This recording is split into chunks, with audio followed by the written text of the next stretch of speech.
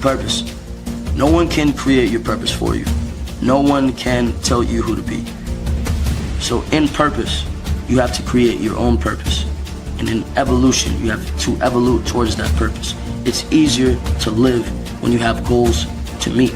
You understand? If you have goals to meet, then you don't feel so voided, and you understand why every day you're looking at this person in the mirror, because that is the cool part about the game. You get to be anybody you want to be.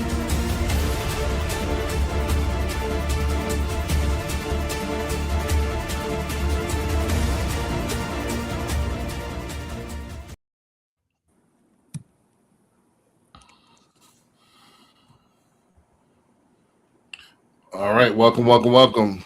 This is Brandon B. Dixon. You're tuned into another episode of the Power of Ownership podcast.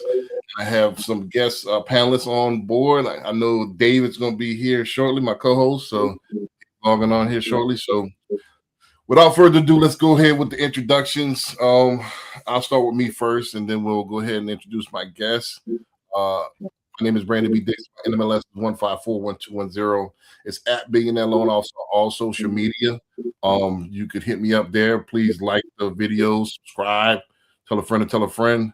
Also, you could get at me at my website, applywithb.com, if you want to book me for a consultation, or if you want to apply for a mortgage, www.applywithb.com. You can contact me 832-775-8357, 24/7, long as it's about mortgages. I'm ready to talk. Also, don't forget I'm a licensed realtor as well. You could contact me at brandonbdixon.com if you want to lease, list. You want to get into real estate investing as well. Last but not least, we love Frenchies.com. Don't forget I'm a Frenchie breeder. That's my passion project as well. So if you're looking for a purebred Frenchie, we love Frenchies.com. It's coming soon. All right, so I got a couple of guests. Mike Morton, I've been knowing for at least 10 years now, right, Mike? Yeah, so about that.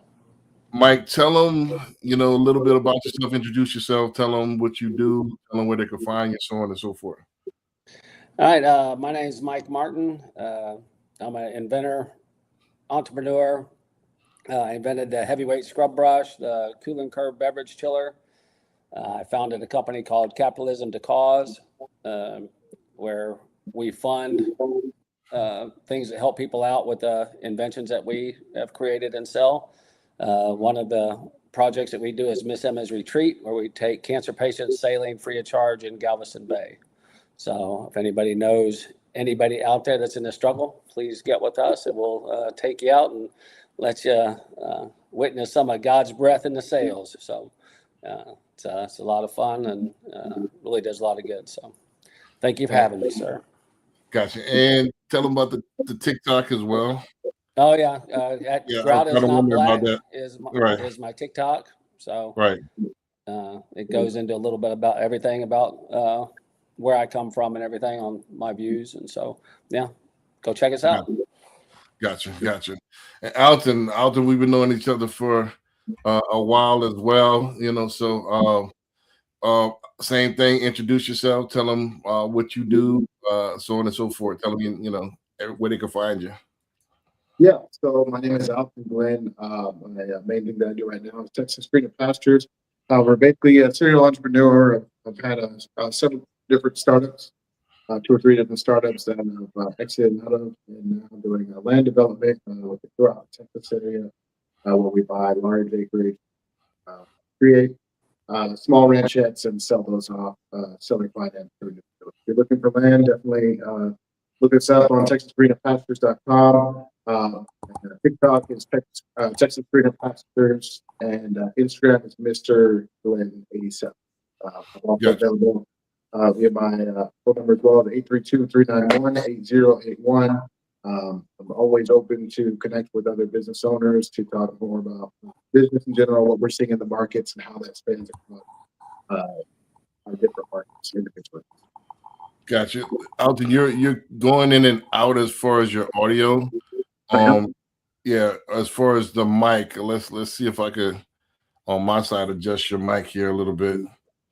So you kind of we getting every other word, like kind of I've got the echo cancellation. Or is it? It's kind of choppy. So let's try again. I could hear part of what you're saying, not everything. It's not clear. Okay. Can you hear me better now? Yeah, that's a lot better. Okay. Should I go ahead and read that or? Yeah, do exactly where they can find you again and what you do. I wasn't clear on that. So the main thing I do is it's a company called Texas Greener Pastures, where we basically make it sell affordable home sites for individuals that are looking to buy ranchettes, 2-acre ranchettes, 5-acre ranchettes, 10-acre ranchettes of rural land. But besides that, before that, it was doing basically a couple different little startups and exiting out on those. I'm always open to connecting with other business owners, just to talk about how our industries and what we're seeing in the market span across those industries individually. You can find me you can find the company as far as for land at texasgreenerpastures.com, on TikTok, Texas Greener Pastures, and then me personally for Instagram, Mr. Glenn 87. Gotcha. Well, we could dip banners for all of those. You know what I mean? So, but I'm pretty sure they'll find you here. But let me ask both of you. So, how long have you been in that business so far? David, how's it going? Hello, and Mike. Nice to meet you guys. Right. Sure. Right, we're right in the introduction, so you're next, David. So you know, right on time. Oh, fantastic! We're live. Fantastic. Right. Yeah. So for real estate, I've probably been in the business for probably somewhere between 13, 14 years, somewhere around that range. As far as for land development, we've been doing that for the past 3-4 years, but we were doing a lot of seller finance for houses. We used to flip a bunch of houses, like probably somewhere between 3 to 5 houses a month on a consistent basis. And seller finance, we'd create those notes, and then we'd hold those notes or sell some of those notes off as well to recapitalize. So yeah, probably about 13, 14 years in real estate. Gotcha. That's pretty impressive. That's longer than that's not longer than Dave, but it's longer than me for sure. I'm 10 years. So Mike, what about you? How long have you been an inventor? How long have you been in business period? Yeah, my heavyweight scrub brush, we've been selling that for 31 years now. And so Right. McDonald's is my biggest customer. That's a long story, though. We also, the cooling curve, everything else. I left Gallery Furniture working with you 9 years ago. And I've been doing Capitalism to Cause and Miss Emma's Retreat for 9 years. And my granddaughter was born with cancer when I was working at Gallery Furniture and started all this. And so I've been doing that since then. Gotcha. Awesome. All right, David, your real quick introduction. This is our co-host, David. I know he was with his family, so he's running a little bit late. So yeah, I didn't realize we actually had already gone live. So next time, Brandon, tell me we went live before. Okay, gotcha. Yeah. I thought we were waiting. No, we got rolling. Yeah, so go ahead with the flag there, the banner. Which one you want, the Infinite Home Teams first? I don't David know. Youngs. Whichever one you're used to. There we go. David Youngs. So I am a mortgage advisor branch manager with Nexa Lending, also with Brandon Dixon here at Nexa Lending, largest brokerage in the history of the nation. One of the original license number individuals here with Nexa. 328-679 is my license number. Hit the next form if you would. That's my YouTube handle. Infinite Home Team, which is going to be in the next one as well, is kind of the place to find me online if you search that tag, Infinite Home Team. The infinitehometeam.com is my website. You can get a lot of great info on there, cool research tools, calculators, free things you can download, all kinds of fun stuff that will just make things easier for you from a financial standpoint.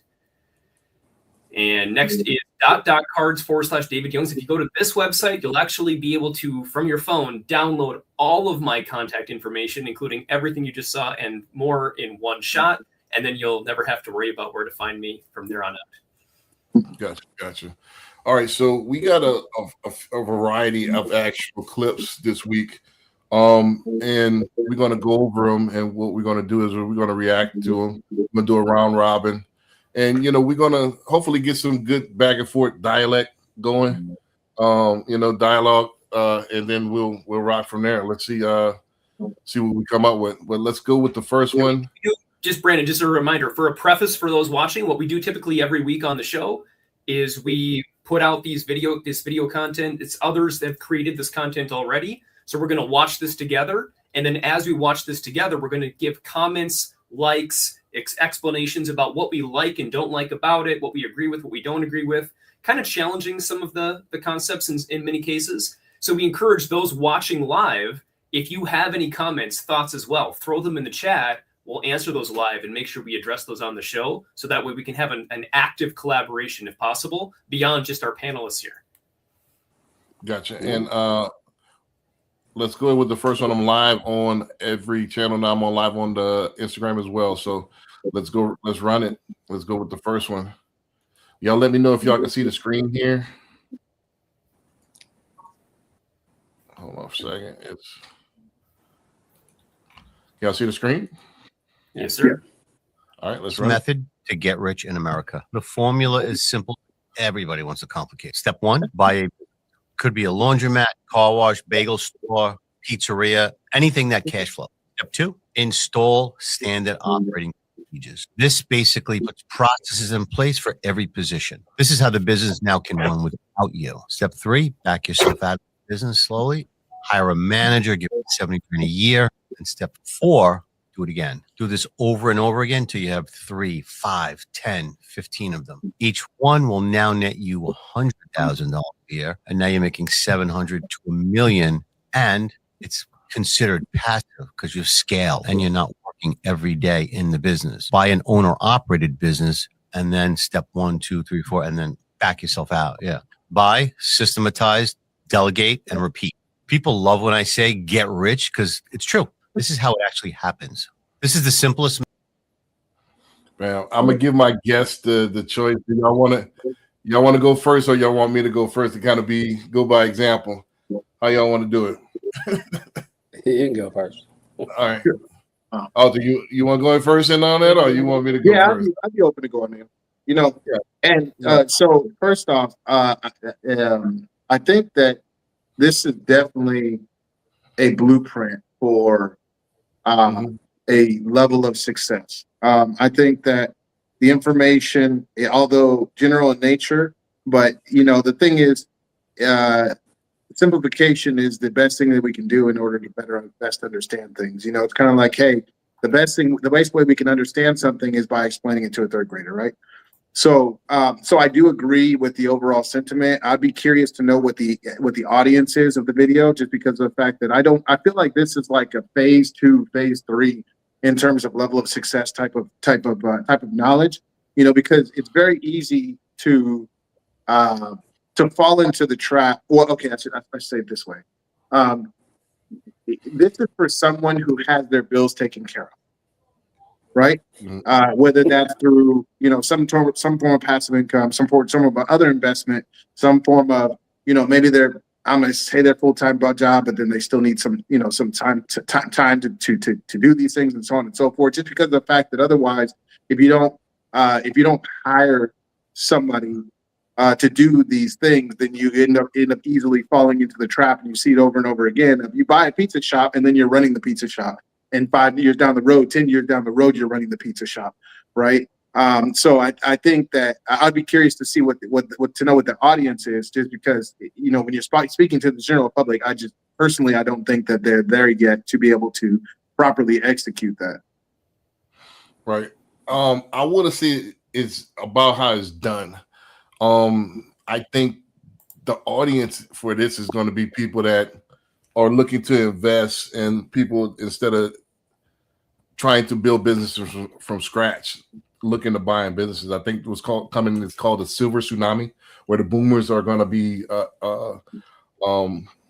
retiring, and they're going to go on vacations and stuff like that. So they don't want to give the business to the kids, so they want to sell a business. They want to come over with lump sum, and they want to enjoy the rest of their life. So I think it's an opportunity for Gen X on down, Gen Z and millennials to actually buy some of those businesses, put our systems in place, up to date it with AI and other systems and 10x that business. And then from there, we want to, later on down the line, put a manager in, and then, maybe down the line, sell it for a 3 to 5x multiplier. That's kind of the game plan. And then, like you said, that's the new Burr method, as far as businesses, because think about it, you could get more output out of a business than you can out of rental property, because you control that the sales process. So I think that's what he's talking about. And just to address what you're saying, I don't think you necessarily have to have a lot of money. I think you just have to have the right business, and you have to have the right VC, because you can get a VC to believe in you. Hey, listen, this is what I got. This is how much debt I got. I need this. I need some working capital to erase this debt so I can fully commit to being embedded in this business. And I want to duplicate myself, train my managers that way. So I need all this paid off. You can do that, if you come with the right VC, but it got to make sense. It got to be numbers. So so you can put that into the package, the deal. And Brandon, define VC for our audience, for those that don't know what you're talking about. That's venture capitalist, so venture capitalist fund or whatever. Most, and I would say get those VCs in line as opposed to trying to family and friend it, so. And I'll yield the floor. Mike, you want to go on out? Are we going to do round robin or how? I think Alton had something else he wanted to say first. Yeah, maybe. Come on back with it. Sure. So so I agree 100% with what you said. Just to be clear, when I say all their bills are taken care of, it's not necessarily someone that has a bunch of money. It's more that they're not trying to make money out of the business that they just bought, right? Because when you talk about, the process that it takes in order to systematize the business, and then once and even you're systematizing at a loss, and even after you systematize it, you're still at a loss until you actually crawl your way out of the weeds, right? Which can happen exponentially, but at the same time, you can't do that while you're trying to figure out how to pay bills, either from hustling or from that business in itself. So that's what I mean when I say someone with their bills taken care of, per se. Gotcha. All right. So you want to, David, Mike, y'all want to take a stab at it? Yeah, I'll say a few words on it. It all depends on the business and the employees that you have there, but if you can, get them involved and get them, working right, because a lot of people are the leaders. They go home and it doesn't work. You go to a lot of restaurants nowadays, you see it. Customer service is gone, and that's what we've kind of built right now. And so over the last 40 years, that's what we built in my eyes. And so I think we need to look at what we're doing. Those SOPs they talked about, a lot of them sound good, but don't work. And so again,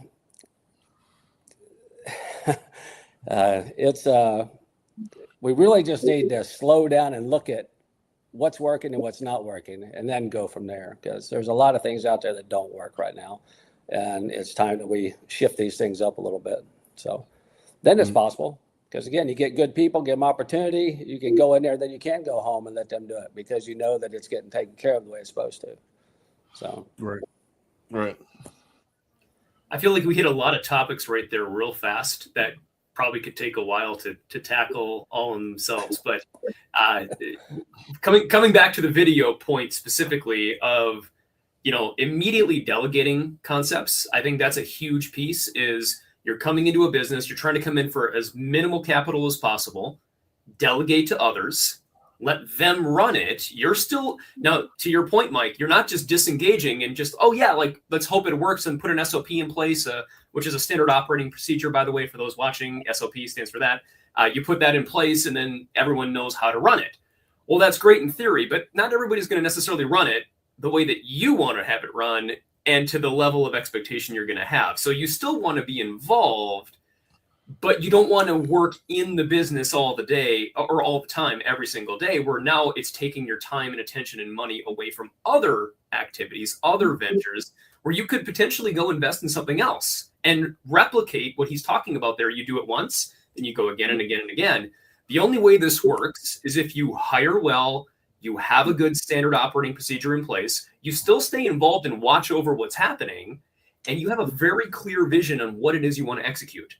And every business is different. Keep in mind too, like if you're buying a fast food franchise versus you're jumping into real estate versus you're buying into, I don't know, the medical industry, or you're going to buy commercial buildings, or name the thing. Everyone's going to be a little different. You can't apply the exact same knowledge and the exact same process to every single business. Some take a little longer to build, some are shorter. Usually the longer the time frame to build this up, the better the profit is, but also the higher the risk there is too. So it's kind of a balancing act there of, do you want short, quick, minimal profits, or do you want high profits with long-term investment and you've got a lot of time and energy, people, things you got to put in place. So putting that all together, that's my 2 cents on it. Is just, I think his concept is exactly right on, of simplifying this into these clear steps. But remember that it changes depending on you, the business, the venture, the area you're in, the geography. Like there's so many other factors here. So take it with a little bit of a grain of salt. You may have to pivot, and it may not always work exactly as you want it to work. You might have to change things up, or it could be a loss, and then you move to the next project, and that one is profitable. So, right, I think it's a good in general statement, like Alton was alluding to earlier. Yeah, it kind of oversimplifies, but it does give the virility of, hey, all right, putting something on somebody's mind. All right, I never thought about investing in an ongoing business. So that's kind of the purpose of the actual reel, is kind of just putting that on somebody's noggin. Like, all right, damn, I never thought of that angle, and then start investigating. So of course it's not going to be all the ins and outs, and we can pick it to death, but it's still a good, all right, a nugget. I would say to this, that yes, every business is different. However, I think the main thing I want to get out of this is synergy. It has to have a synergy with what you're already doing and already have a knowledge of. I don't think you want to. I have no expertise in HVAC, and I want to buy an HVAC company. I think the learning curve is going to work against you. I think if it's something that you're already familiar with, like Mike Martin and I are salespeople. Really all of us are salespeople, but something in sales, and I could transfer those skills, and I could work in it, and I could already train somebody up. I think that'll get to where I don't think there's no such thing as an absentee owner, but you can get as close to it as possible if you train up the people and you know the intricacies of the business already. Does that make sense? Yeah. Also, too, a lot of people talk about investing, period, like investing in real estate or investing in money. But remembering investing in business is another strategy. And if you're going to do it, this is one of the best kind of foundation level strategies. If you're going to start investing in business, figure this out. This is a key piece. If you're going to buy a business and try to run the business all by yourself, then you're going to have a problem. But if you can buy a business and delegate, hire out to someone else, they run the business for you, then you can step away very quickly and move to the next business. So that's I think a big piece of what he was saying there. Right, we lost Mike. We lost Mike for a second. Yeah, He's back. sorry about that. All right. Let's go to the next clip here. Did you hit the wrong button, Mike? No, I had something come in over the line. Sorry about that. I'm new. Oh, to fair this. enough. No worries. This one I kind of put in there for Alton. Can y'all see the screen? Yes, sir. All right, cool. Let's go ahead and run it. Seconds, I'm going to tell you what a developer actually does. So what we don't do, walk around on these construction sites with our fancy suits and our fancy hard hats and yell, hey, get back to work. The real job is actually putting the deal together. We find the land, we find the investors, we find the banks, we find the general contractor, and then we get all of these people and put them together. After that, we get it built, and then we properly manage it afterwards until we're ready to sell. Engineers, architects, investors, GCs, project managers, superintendents, they all report to you. And guess what? When something goes wrong, who do they look for? Whose ass is on the line? Who are the banks going to be calling to get their money back, to foreclose on? It's going to be you. Look, you solve 100 problems before the first nail ever even hits play. You're starting with dirt first, but you have to be able to see the apartments that ultimately you're going to finish building. Not just the buildings, the budgets, the headaches. You have to see past all of that to get to the finish line. So you make it real. That's what a developer has to do. In 60 seconds, I'm going to tell you what a developer actually. So I thought that was a good clip for those who didn't know. So I give Alton the first stab at that because I specifically put that in there for you. Because some people hear developer and they're like, all right, what is it? What does that mean? So for our audience that might not know, I have some people, I want to be a real estate developer. You don't know what all that entails. Like you're jumping to the deep end, fresh out of school. So kind of, react to the clip and tell them kind of what you do for those that don't know. Yeah, sure. So I do a form of development. I do land development, not so much house development, but it's very similar in nature. So basically, I look for basically rural land, let's say 50 acres, 100 acres, 150 acres. I buy those parcels, and I walk them through the development process to basically pop out, 2-acre, 5-acre tracts. So basically, we do the replat work. We do the bringing the utilities if there's water that needs to be brought in from wherever, down the road or whatever, and improve roads or so on and so forth, and work with the county in order to replat the property to be residential sites. They may be home sites, they may be family land, they may be X, Y, and Z. It's up to the buyer to determine what they want to do. But basically, we sell those and we seller finance those out. So this does fall right in, I think, line with what I do. I mean, obviously, I don't, like I said, I don't do any vertical. I don't do any building, but I do get the land, the sites, the home sites ready, and I think it does give a pretty accurate description as far as for what all goes into that. A lot of people, they're like, oh, you developed all this and did all this, and that's the thing, but it's a very clouded view for it, obscure view of it, and really at the end of the day, you are, really the leader of this, the three-ring circus, and you're more, you're playing project management more than anything, but also you're pulling all these pieces together. So yes, I don't have to necessarily know what the best use for this land is, because I can hire a civil engineer to do so. I don't have to know how to, draw these lot lines and so on and so forth, because I hire a surveyor to do so. But at the end of the day, that's, me investing and putting that stuff out, even sometimes before we close, sometimes after the close, depends on whatever, but, bringing the lenders in, I'm bringing the money in, bringing the, the deal and so on and so forth. And sure, you can, GC and LP that in, so like you can say, hey, look, you could have a general, you could be limited partner and then have general partners and raise it like a fund, or you can just get debt on it and basically do it for yourself, or so on and so forth. But you're navigating all these pieces, and yes, you are the person that's on the hook, which that's, I mean, it's what the risk versus reward, and that's kind of what it all plays on. But I think that the video is definitely pretty accurate. And it helps people understand what all goes into that, at least so they can dig into, okay, well, how do I find an engineer to help me do this, and so on and so forth. It kind of sets the stage for that. So I like it. Gotcha. So since Mike and David, y'all both are not developers, let me pivot the question a little bit, so to kind of, so you have a little bit to comment on there. Have you ever come across any developers in working in your business profession?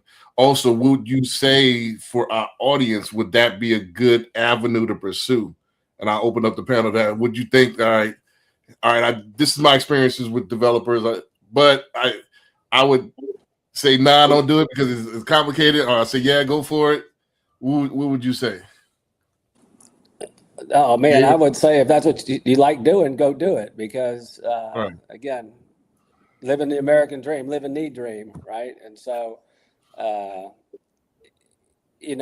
I kind of got off last time. It's all in the people that you have, because again, we've kind of all gone scattered a little bit, but we have to count on each other. We need good vendors, contractors, all that kind of stuff to perform their task, but it's a lot of work for people doing living the dream, being the number one person.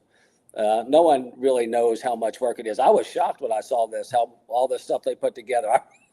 I wouldn't want to be a developer. I have little stuff, and it's, not what the money that is. That would be, that's stress. And again, stress kills you. So, again, that was a very interesting clip to me of what I learned.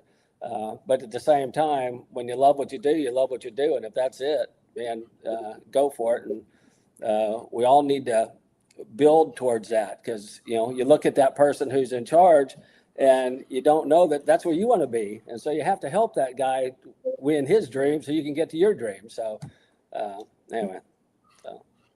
Gotcha. My- David, you want? Yeah, my thought, I was going to take it a little different way, but I'm going to try to address that first. So yes, if you want to be a real estate developer, go nuts. Call Elton. He'll tell you what to do, right? Like, I would say find good people that know what they're doing in the space if you want to do this, so you can kind of have a mentor and see if you can maybe kind of work your way into this. I think trying to jump into something like this with no knowledge, thinking, oh yeah, land's a great investment, I'm going to go be a real estate investor. Hold on a sec. Like, before you just jump in and try to start doing this, as he just shared, there's a lot more to this. So you want to plan this thing out. Be careful with that. Don't just jump in, both feet and go. Do a little bit of research, talk to people that have done this before, get some good, mentors behind you, and then think about going in, maybe even with a partnership or under someone else. Maybe there's even, there are companies out there, by the way, you can do kind of a crowd sharing concept as well, or other things like this where you can like jump in and just, you're throwing money at it, and then someone else is running it. You're just throwing some money at it, and then you get a, guaranteed rate of return of, 6%, 8%, whatever it is, or 12% even on your money. And then now you're involved and you're watching the process and can see it go on. And then you're going to get more experience with it. And then you can kind of see like, okay, that happened. This was a problem. This took place. This was the update. And then you can eventually do this on your own. What I was going to take from this was just in general, when it comes to planning any kind of real estate investment strategy or any business planning strategy, period, going in both eyes open completely of all the things that come into place. I mean, like, as an example, I didn't share this at the beginning. So this is my almost 21 years in the mortgage business, background in financial advising. There's people don't realize in the mortgage space, look, if you're going to go buy a home, people don't realize that there's about 30, 40 people behind the scenes that I'm overseeing, Brandon included here, like both of us are overseeing, that all have to do their jobs in a very specific sequence that we control. Now, they're all independent, but we make sure everything moves along in the right flow all the way through. All the client sees, and oftentimes all the realtor sees, is whatever the loan originator involved is talking about and whatever the client is talking about. And then, of course, the appraisal inspection, because the appraiser physically goes out to the home to look at the home, to evaluate it if there's an appraisal required. Other than that, they're not really involved. They don't know what's going on. And that's why realtors are like, hey, are we done? Are we close? What's happening? What's going on? We have a lot of people involved in this process. There's a lot more to mortgage origination than what most people think. So relating to you a little bit, Alton, on this point of like real estate development, of how many things might be going on, of like, you got to order this, then this, then this, and this person comes in, and there's a lot to it than just putting out a piece of property. There's stuff that has to happen to even get it from land to purchase level.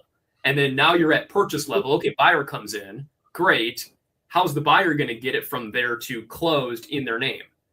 Then once it's in their name, now they have to go through the building process if they want to build on the land and develop it. What's that going to look like? Well, that's a whole nother level of process on top of that. So there's so many components to this. It's hard to describe it, and it would take multiple shows to probably break down everything going into land to acquisition to build to completion of you have this property now under your name or LLC or whatever it is.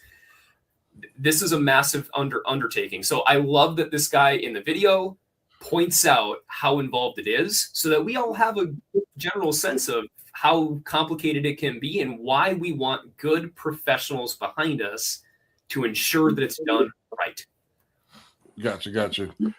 Just real quickly, just my reaction to it. It's not for the faint of heart. I've been 10 years deep. I'm not even ready for real estate development because it entails so much. So I would say do it in phases. Get to, on the mortgage or the finance side, or get on the real estate side first. Get some properties under your belt. Go for that. Go for multifamily. I would say do it in phases if you want to get into development. That way you're used to some of the ins and outs. You have some good people that you can rely on as far as contractors. You know some of the big players in the space, and then you go from there. If you try to just jump in, I don't know if that. I'm not saying it's impossible. I'm just saying it's improbable. So we'll go from there. But let's go into this next one real quick, and then actually, Mike, I put this in mind for you because let's rock this clip, and I'll react to this one first. So because I'll tell you how this relates to what you do.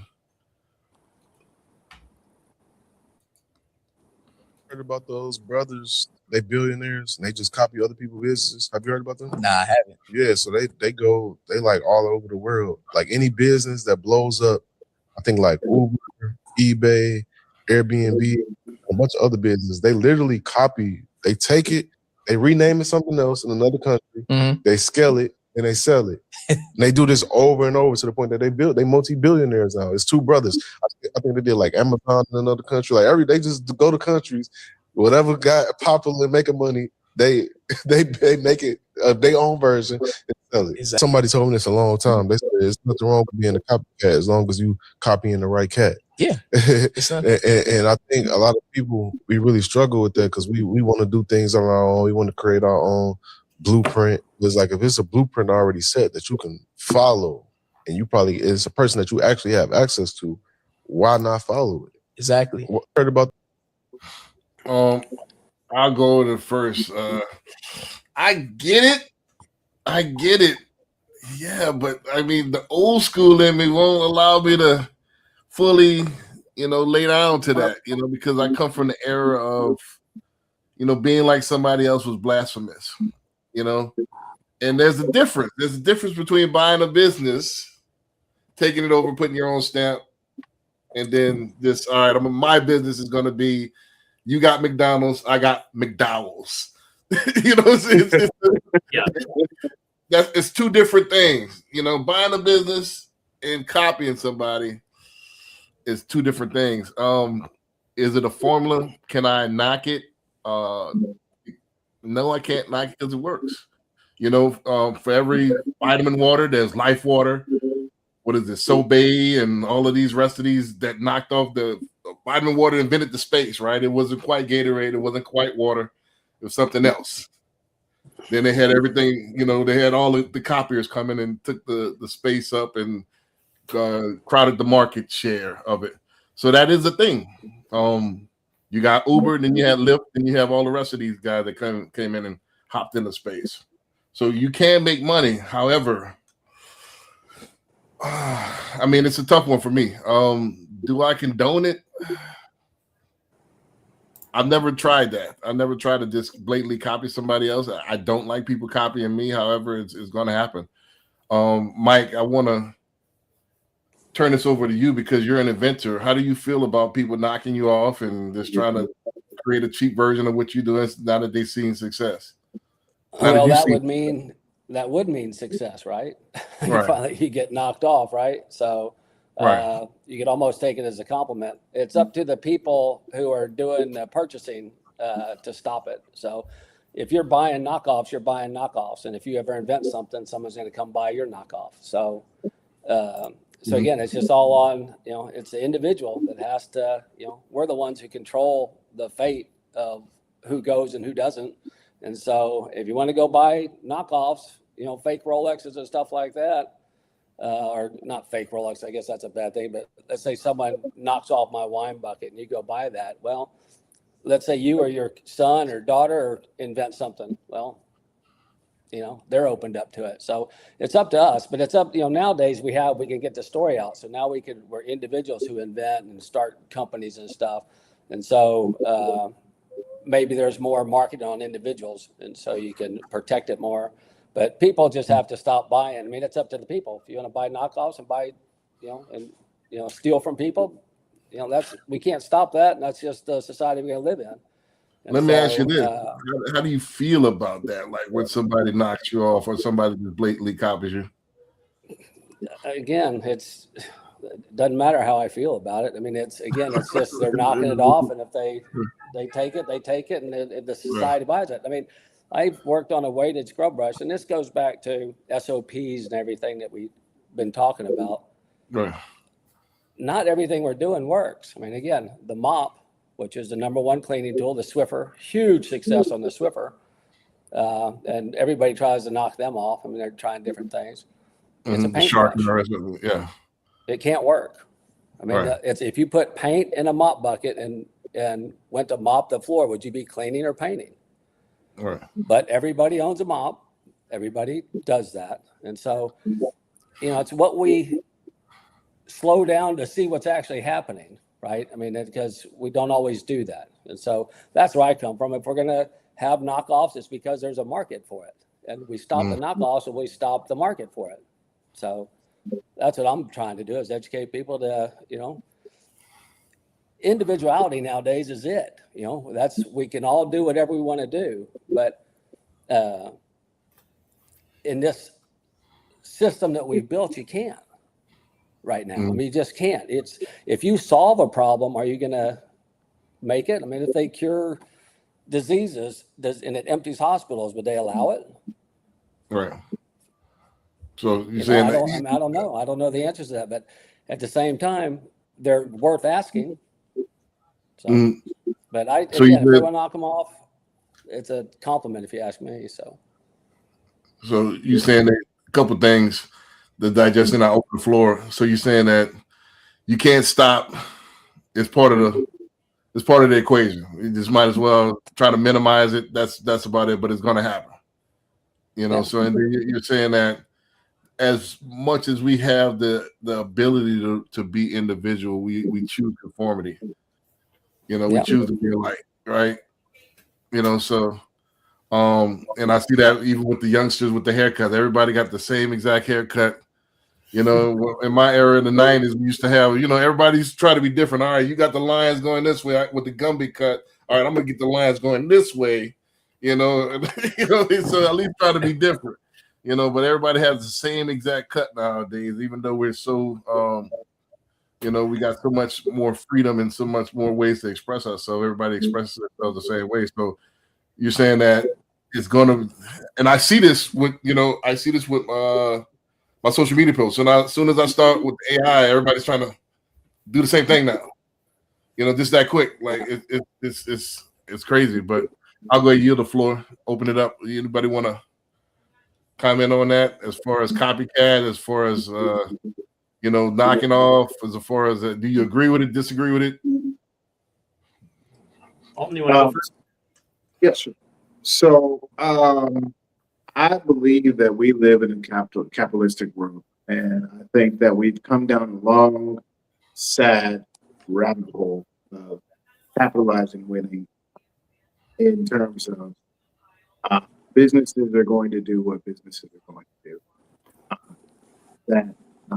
Yes, there's a moral factor to it for sure, but I think that's where we're at as a society. So you would think that yes, and I do agree with what Mike's saying as far as for it's what is this? It's I'm gonna mess it up.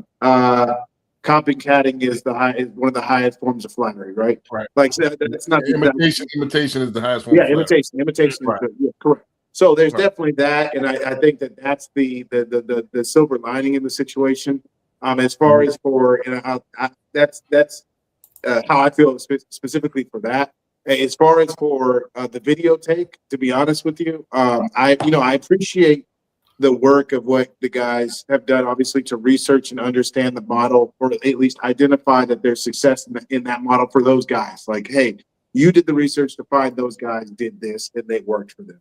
But honestly, I think just at a snapshot for the video, I think it's a huge miss, because I think there's a huge topic that you're not discussing, which is the fact that what they perfected is really a team or a model of perfecting systemization and execution.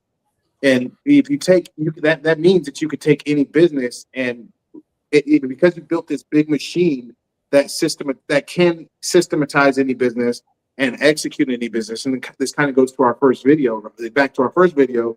Then you're allowing these other companies to do the market research to find the great idea, and then you're basically reverse engineering the idea and saying, hey, you know, we're going to systematize this. We're going to do this. We're going to systematize it and execute it just like we should.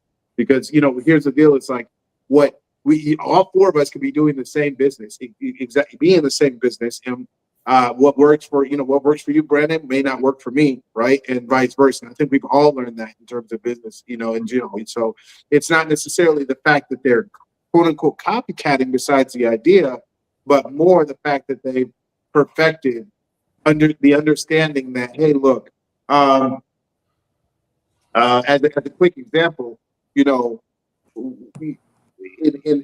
this is kind of an offshoot as far as for an example, but you know, in my truck, when I connect my phone to my GPS, and for some reason I wasn't like when they first started it, I couldn't use my phone while the GPS was connected, or I'm sorry, the map just wasn't connecting right. And in Google, they said, okay, well, rather than trying to fix this, why don't we make this an additional feature, right? Because obviously people want to be able to type in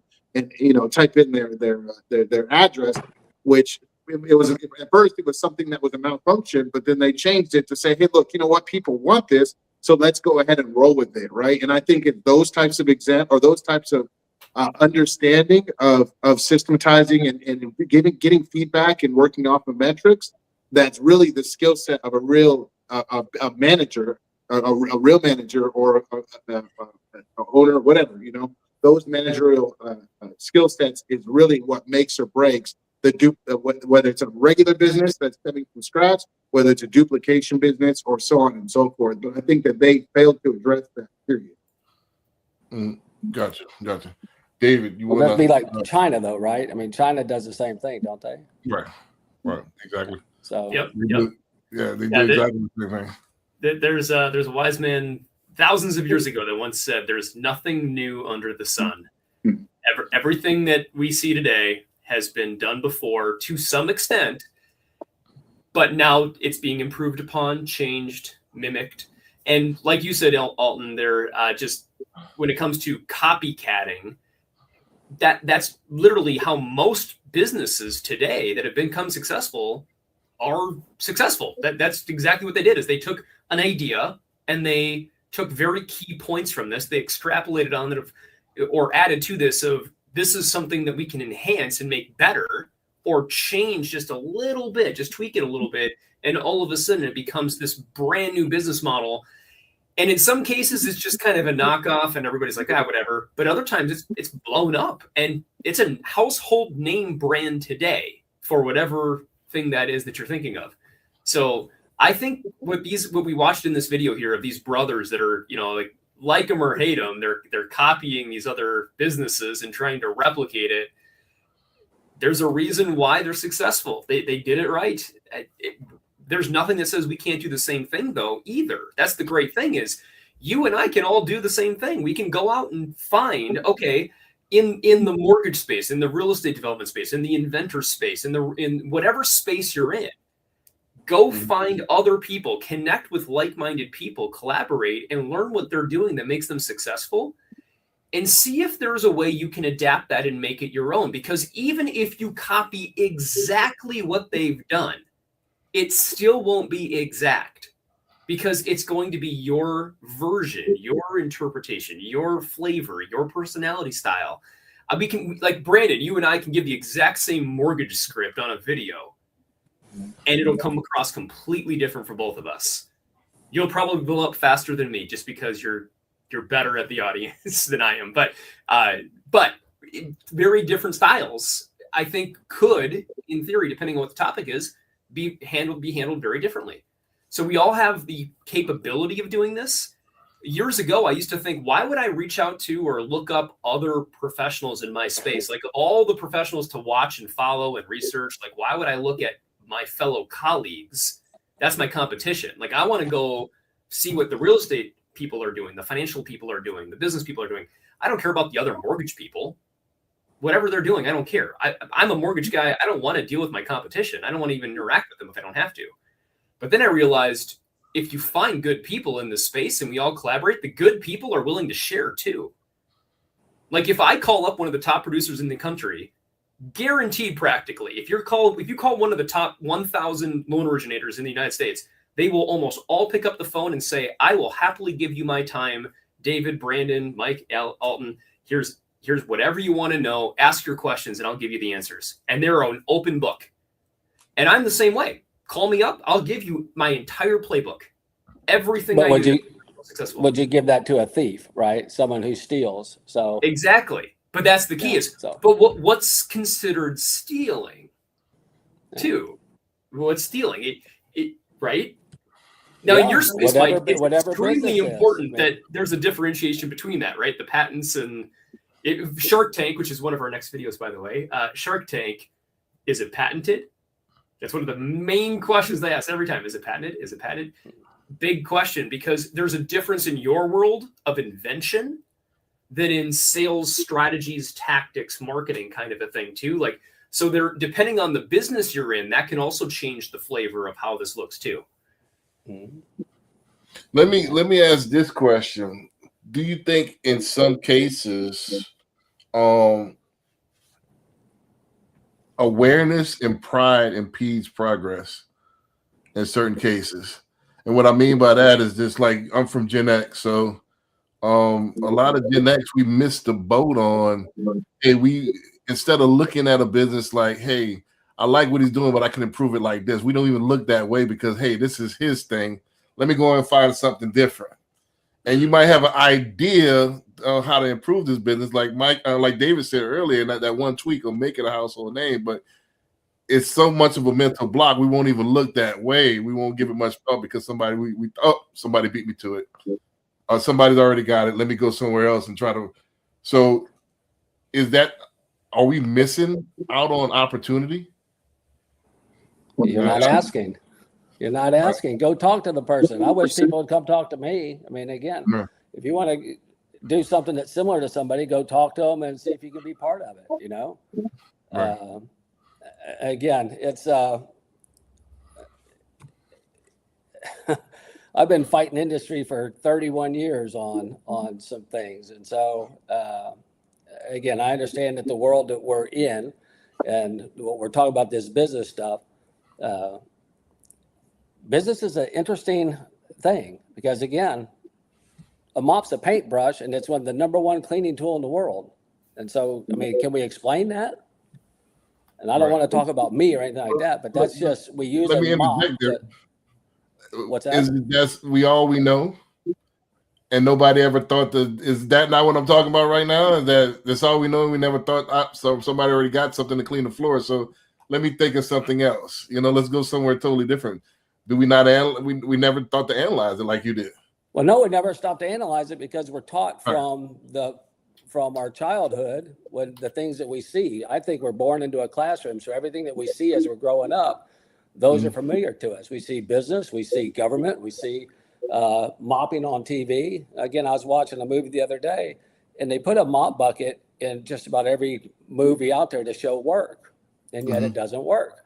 So when they're putting all this stuff on TV, are we learning from that? You know, Plato talks about the cave, right? Is that our cave? Is that what we're being taught? Because again, you tell anybody a mop doesn't work and they go, yeah, I know it. But then they go use it. Right. And but isn't that the programming? Isn't that part of the programming? That is the programming, yeah. Right. So, but how do you break the programming? By awareness, like you're saying. I mean, you just have to, awareness is what stops it all. If we slow down instead of just you're starting to peel the onion a little bit on what I want to get to. I got you. Is it not that a lot of people are incapable of scratching beneath the surface? Wait, they're not so as it is, all right. Just to land the plane. All right, mops are for the cleaner floor. If I want to get investing, I need to get into real estate. I don't know about buying business. Do we accept what's given to us instead of scratching beneath the surface? Also, are we scared to the pride? You know, and I want to take these 2 points. The pride, all right, somebody's already in this space, so I'm not even going to approach them. I'm going to do something else. I don't even take the bandwidth to even exhaust my idea because he's already beat me. Yeah, Does that we, make yeah, we definitely met 100% of the shot we don't take. And I think that for every entrepreneur that has a successful business, there's been five that have done it. Right? I mean, well, I shouldn't say. I'm not saying. Go to the mic. I think it's when you get away from the mic. Yeah. Oh, sorry. So yeah, I was saying we miss 100% of the shots we don't take. Number one, and number two is, for every successful business that's out there, there were 3, 4, 5, 10, 20 that were unsuccessful. And that's kind of the ritual, right? That's what it takes, and unfortunately, not everybody has that. But then, in addition to that, as you say, not everybody has the understanding. You can hear me? Yeah, the capability, I would say. Yeah, the capability to digest and question everything, right? Like at the end of the day, it's like, hey, how do we know that this shoe fits? Okay, we try it on. Okay, but even when we try it on, and we sit there and we look at it and said, okay, that looks good on my foot. No, I need to go walk on it. Okay, let me go walk on it. Okay, now, so it's these steps of questioning questioning if the truth is the actual truth. And when you talk about a mop working, it's like, well, does it really work? Like, okay, well, where else do we do something like this? Okay, well, how does that work? Innovation is made out of necessity, right? Mm-hmm. So it's really being able to apply that understanding of, hey, look, is there innovation that can be had here? And questioning if the mob mentality of the situation is valid.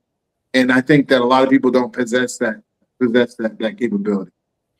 Can I add one other thing too? Is I think a lot of people, when they look at a business or they look at a concept or an invention or whatever it might be, most people might think, well, I think I can make this better, and or maybe they're going to invest. Like coming back to the first video, let's invest in real estate or let's invest in whatever. And they want to follow the same thing that everybody else has always done. It takes a very specific mindset, a person's mind, to read between the lines, think outside the box of, now here's everything good and everything bad with it. How can I improve this? Who are the people I need involved with this? How can I delegate this? Like tying in what we've already talked about earlier, there's a whole level of other thinking with this concept here that if you do it right with the copycatting, it actually isn't copycatting almost anymore. You're changing it completely. You're reinventing the concept. This is not, I understand how some people might say, this is a knockoff. Oh, there's already we're using the analogy of a mop. There's already a mop and you just made a better mop or a different mop and like whatever. But if you step away and look back at what is that inventor thinking though, of how did they go about this process? They probably thought about this for a long, long time and thought through who, how, why, when, where, all the questions you needed to ask ahead. And they planned this out and figured out this is where to go. Because not every single thing that you can copy should be copied. And not everything you can copy can be improved upon or should be improved upon. So I think there's an art to it as well. There's an art or artistry to how do you go about doing this? If you want to be using my profession, a good mortgage professional, there's 1,000 different ways to run this business well. Which one are you going to do? And the ones that can think outside the box and come up with the artistry of, well, maybe if I just changed this and approached it this way and added in this tech and changed the strategy here, proposed it this way, now it sounds different. And all of a sudden they go from zero to top level player overnight because they marketed themselves differently. Mm-hmm. It can be that simple. And it's the same exact product. It's not even it's not even changing it. It's the same product. Yeah. So marketing is another big piece of it. It's not even just reinventing and copying. It's the marketing of the thing. Well, if I could say, it's not disrupting. Let's put it that way, because disrupting is what gets you held out.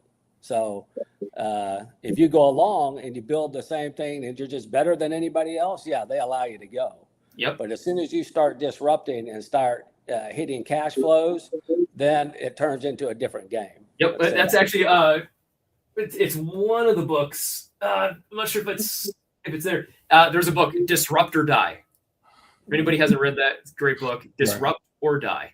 And Well- it's somewhere back here on the shelf, but it's a great little itty bitty book that just kind of explains that concept of disruption or you're not going to succeed. Right. So let's get to the next clip. And then after this, we're going to talk about the BDM program real quick. And then I want to kind of we're starting to peel back the onion. I want to really get to the meat of the conversation.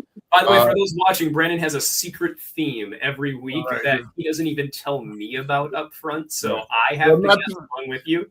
What is it like less than 5% of the show that people really don't get the theme? You know, I think, like I said, it's very, very rare. Very rare people get half time is all interweaved to underlying theme, but you know, we'll see. I don't want to let's get to the meat of it. But Mike brought up a good point. Alton brought up a good point as far as peeling back the onion on where I want to get to. You know, so let's go into this next one. Love it. All right, can y'all see the screen here? Yes, Yes. sir. We're going to see for the rest of the decade is very similar to what we saw in the 80s. So if you guys don't know what happened from 1978 to 1981, we saw real estate transactions crash 50%. They were 4 million in 78 and they were 2 million in 81, 50%.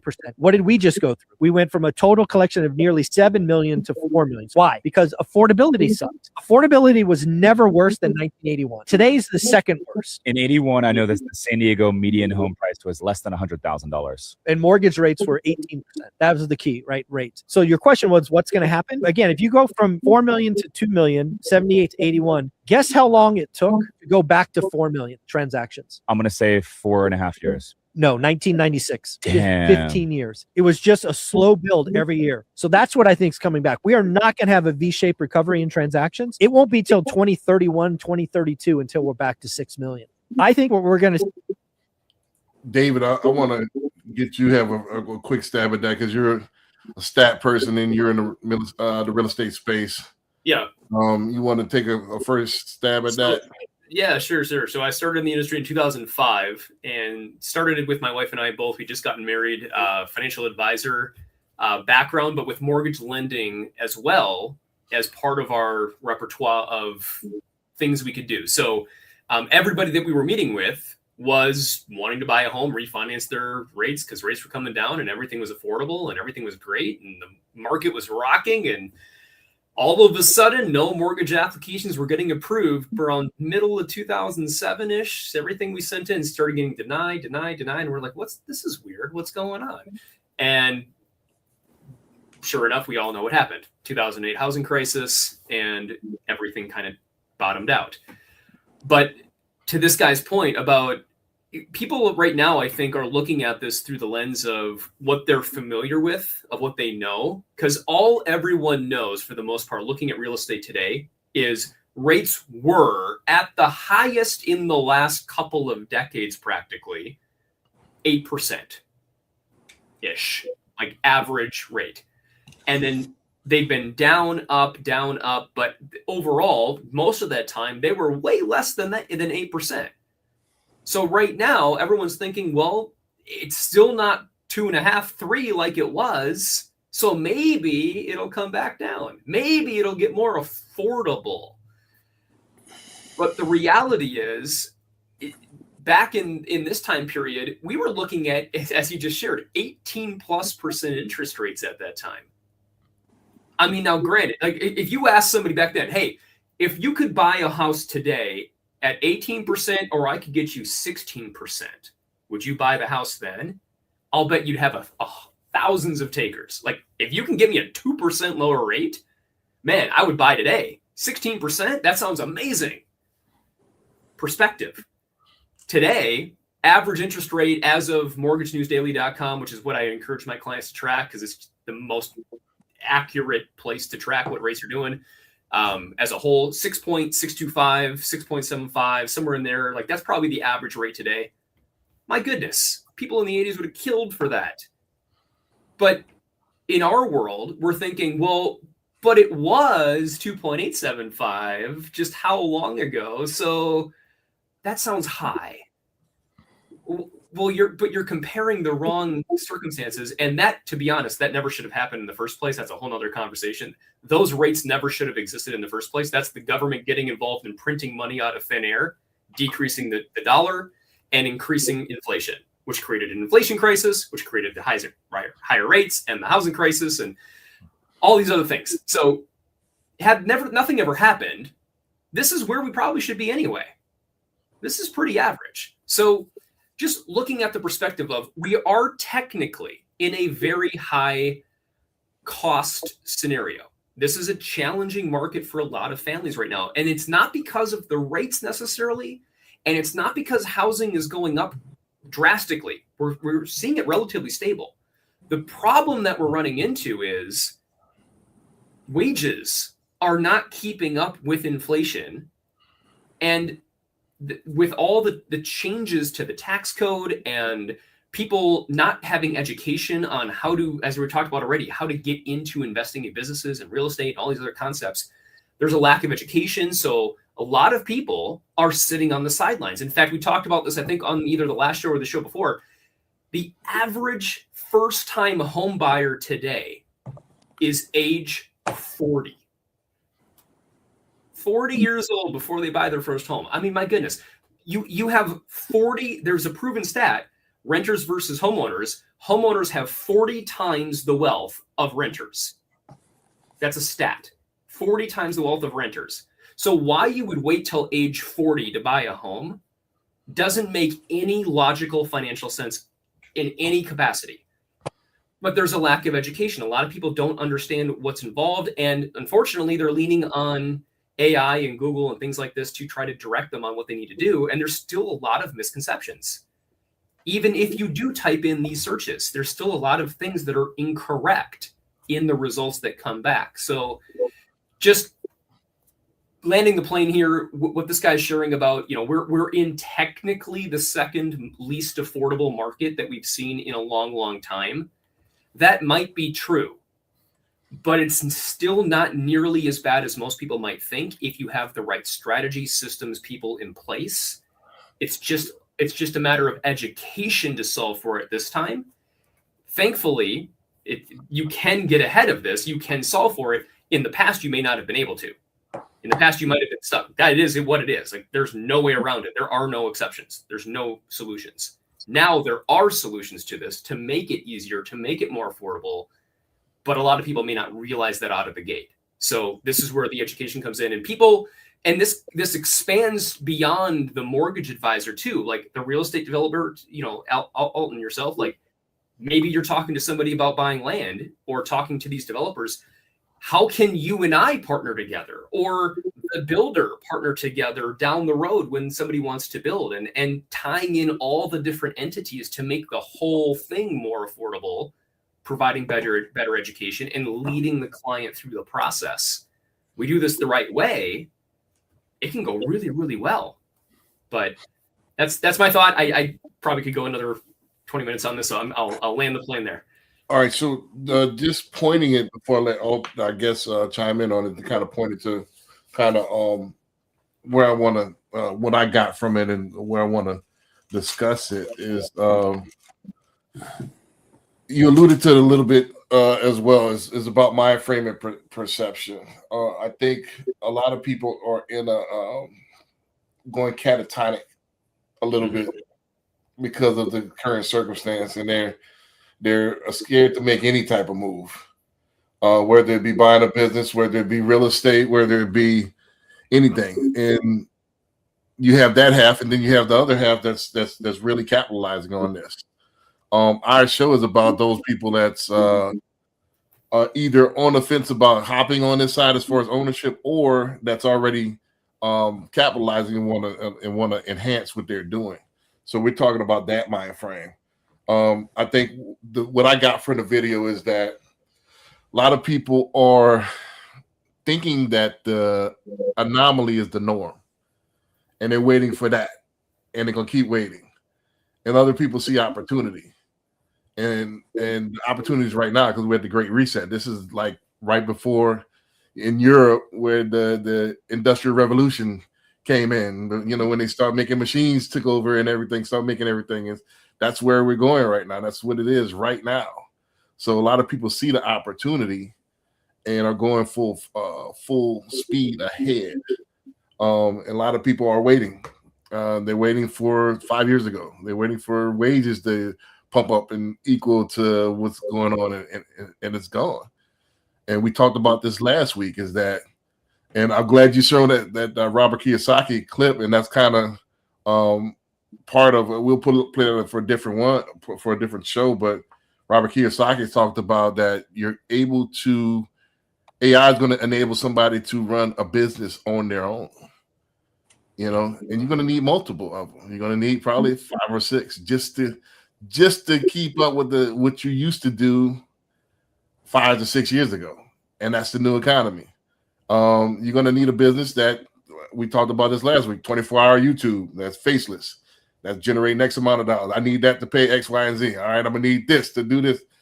And I can get bots and I can get AI to do all this from a laptop. I don't need to sit there and hire employees and manage anymore. This is the new AI revolution, the industrial revolution that's coming about right now. How this relates to what we're talking about? It relates to this. It's mind frame. You're stuck in the past and you're stuck in the 5 years ago. You're stuck in hey, it should be this, the rate should be this. And I'm waiting on them to come back down to this. And I'm waiting on people to hand stitch silk garments like they used to. And I'm waiting for people to type out. I want my books typed out. It's never coming back. It's never coming back. This is what it is. It's going to be fast. It's going to be furious, and it's going to be 10x. And instead of doing one thing, I'm able to do 10 things because I got a whole system behind me that's artificial that's running it. Before, and I'll land the plane with this. Before we used to have, and you said it earlier, David, there's nothing new under the sun. They used to have birds and they put a message on it and they let the bird go. And then, people catch the bird and read the message. Now we have what's called text messages and stuff like that and emails. So it's changed. It's changed, but it's still the same thing. You're delivering a message from one person right, to another. But it's faster. I'm able to do more. I don't have to train the bird. I don't have to catch the bird, wrap the message and write the message out, wrap it around us. Then I sit there and wait for it to come. All right, there's a bird with a message. Let me grab it. I kind of wish we still had that, to be honest. I wish a bird would fly down and bring me a message. That'd be so cool. But how idiotic? I don't want to say. Let me find a better term. How asinine is somebody that's waiting for that to come back? Right. Yeah. No. I mean, we live in Alton, come for whatever reason. Your mic doesn't pick you up. You're not leaning in. I'm not sure why. Yeah, So make sure you lean in when you talk. So it's fine. Yeah. So we live in 2026. And in this world today, and I'd say this, let me put it this way. So I used to work where my foundation was in IT, right? I was doing project management. I did some coding and so on and so forth, and X, Y, and Z, network engineering, and all this kind of stuff back before I did real estate. And I'll say that going from the moment that I stopped working in tech, they just like with computers where, it used to be back in the day, you go buy a computer from Best Buy or wherever you buy it from. And, 6 months later, a year later, they're already trying to sell you a new one because it's got more RAM, it's got more this, it's got more that, and so on and so forth. And I think that that's the world that we live in today. When I stopped doing tech, how quickly I got out of the loop surprised me. And I still integrate a lot of tech in what we do and for our company and for the stuff that we do. But I'll tell you this is, if you're that person that's sitting on the sidelines and not using, whether it's AI, whether it's, automation, whatever, so on and so forth, you have to understand that every day you're getting more and more behind the curve. Your brain, you're going to get to the point where your brain just isn't going, or not even your brain. It's just like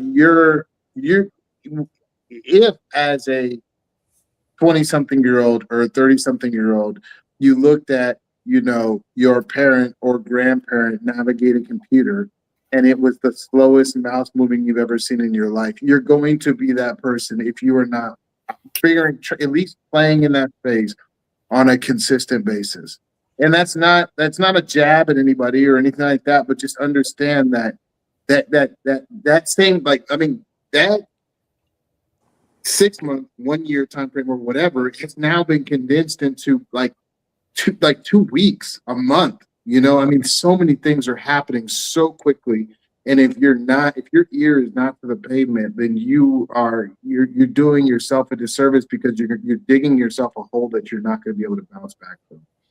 Yeah. And I'm sorry, I don't mean to use that crazy rhetoric. I shouldn't say crazy, but that aggressive rhetoric. But it is that aggressive in today's world. Yeah, it's definitely. Can I recommend subscribe if anybody watching, subscribe to places that you can watch and follow. Like, we all follow people on social media. Follow companies and people that are utilizing AI well, so that way you can learn from them. We're talking about the copycatting thing here. Learn from what others are doing and take advantage of the concepts, how to prompt AI, what is AI, which AI should you use, all of that. Which, by the way, if anybody would like just a plug here, just happened to find this. There's a site called magica.com. Anybody watching wants to go there, magica.com. It is 6,000 AIs all in one place, so you don't have to go figure it out. You just tell it what you want, and it'll tell you which AI you need. So I've found it extremely helpful myself for that. But try to follow people and things that do this stuff, so that way you don't have to go figure it out on your own. You just watch what others are doing and copy it. Gotcha. And Mike, what was it called again? Let me throw it in the chat here for everybody watching. I'll throw the link in here in the chat. All right, cool, thanks. Mike, you want to chime in on that before we go to the next one? Actually, before we go to the next one, we're going to really break down the little quick minute intermission. If y'all want to grab a break or grab a water, we're going to play the BDM clip after my comments, and then we're going to go to the last couple of clips after that. So we're going to start really digging into this. Mike, you want to go in on that? Yeah, I would just say, AI, I love it, and use it a lot. And so, again, I say go with it. All the other stuff, that's a little bit over my head. I don't, I'll let you brokers and real estate and all them talk about that. So, Gotcha. I'll But stay in my lane on bring that. it down. I want to extract out of there people that's looking in the rearview mirror, and don't forget the rearview mirror is about that big. The windshield is. I don't know anybody that does that though. I mean, you don't? No.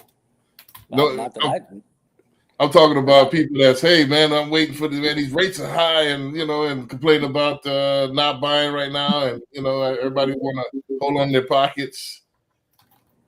Nobody's doing that right now. Well, no, they're doing that because it's risky, isn't it? I mean, it's dangerous out there right now. I mean, the world's kind of upside down, so everybody's just kind of sitting and waiting. I mean, that's what I'm talking about. Isn't the time? Would you not invest in the steam engine right before it was about to kick off? Would you not invest in .com right before it was about to kick off? I mean, all my money, no. I mean, again, so, I mean, if you said it earlier, how much does it cost you to ship that product? $35? That's real.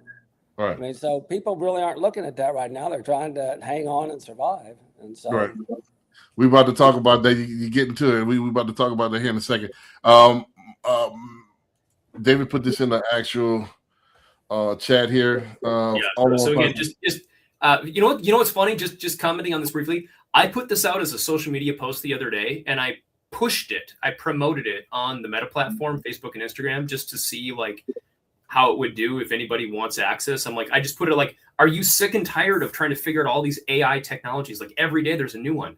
Like if you're like me, like I feel the same way. I'm like Claude, ChatGPT, Gemini, Nano Banana, name the thing. Like there's thousands of these things. I don't know which one to use. And a friend of mine told me about this thing, and I'm like, this is amazing. Like this solves and I've been using it like every day for so many things now, because I just tell it what I want it to do, and then it figures out what I need. and it tells me which platform to use. So I'm like, this is so helpful. So I put this out. I was not expecting the backlash.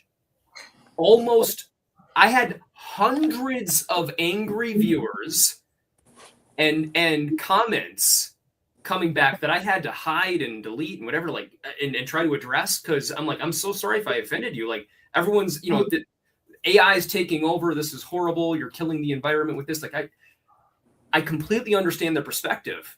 At the same time, it's not me. AI is here.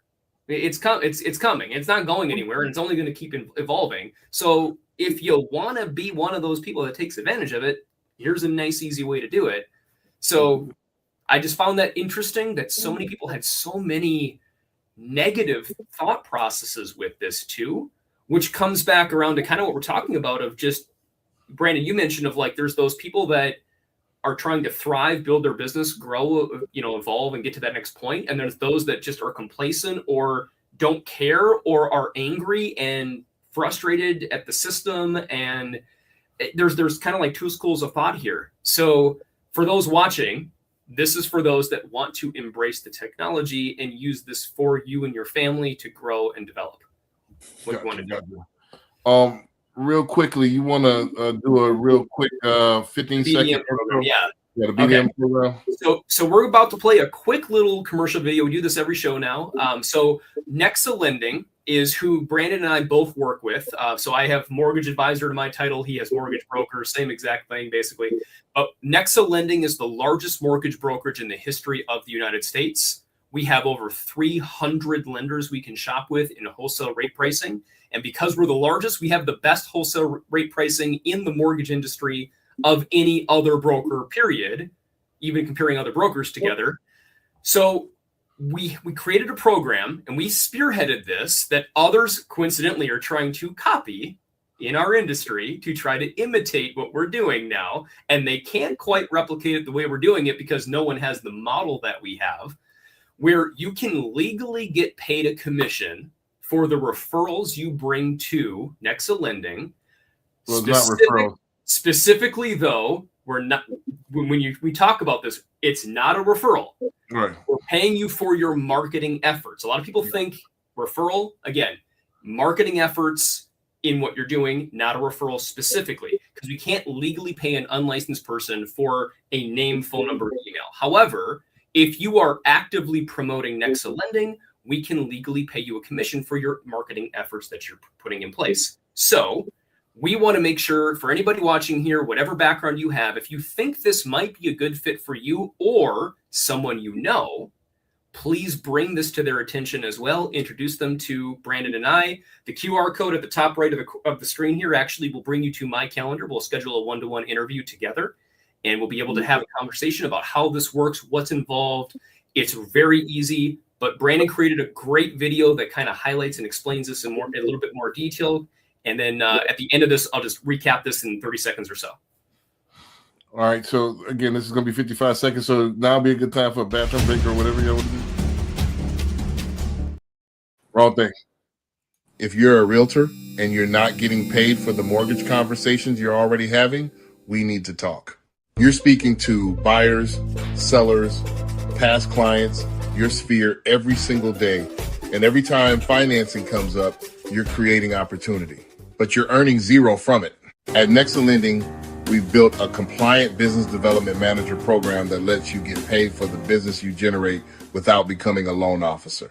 No licensing, no quoting rates, no collecting docs.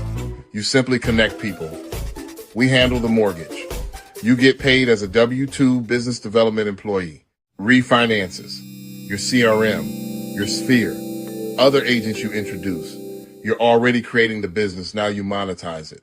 If you're serious about adding a real additional income stream this year, click the link, message me directly, and let's get you activated in under 10 minutes.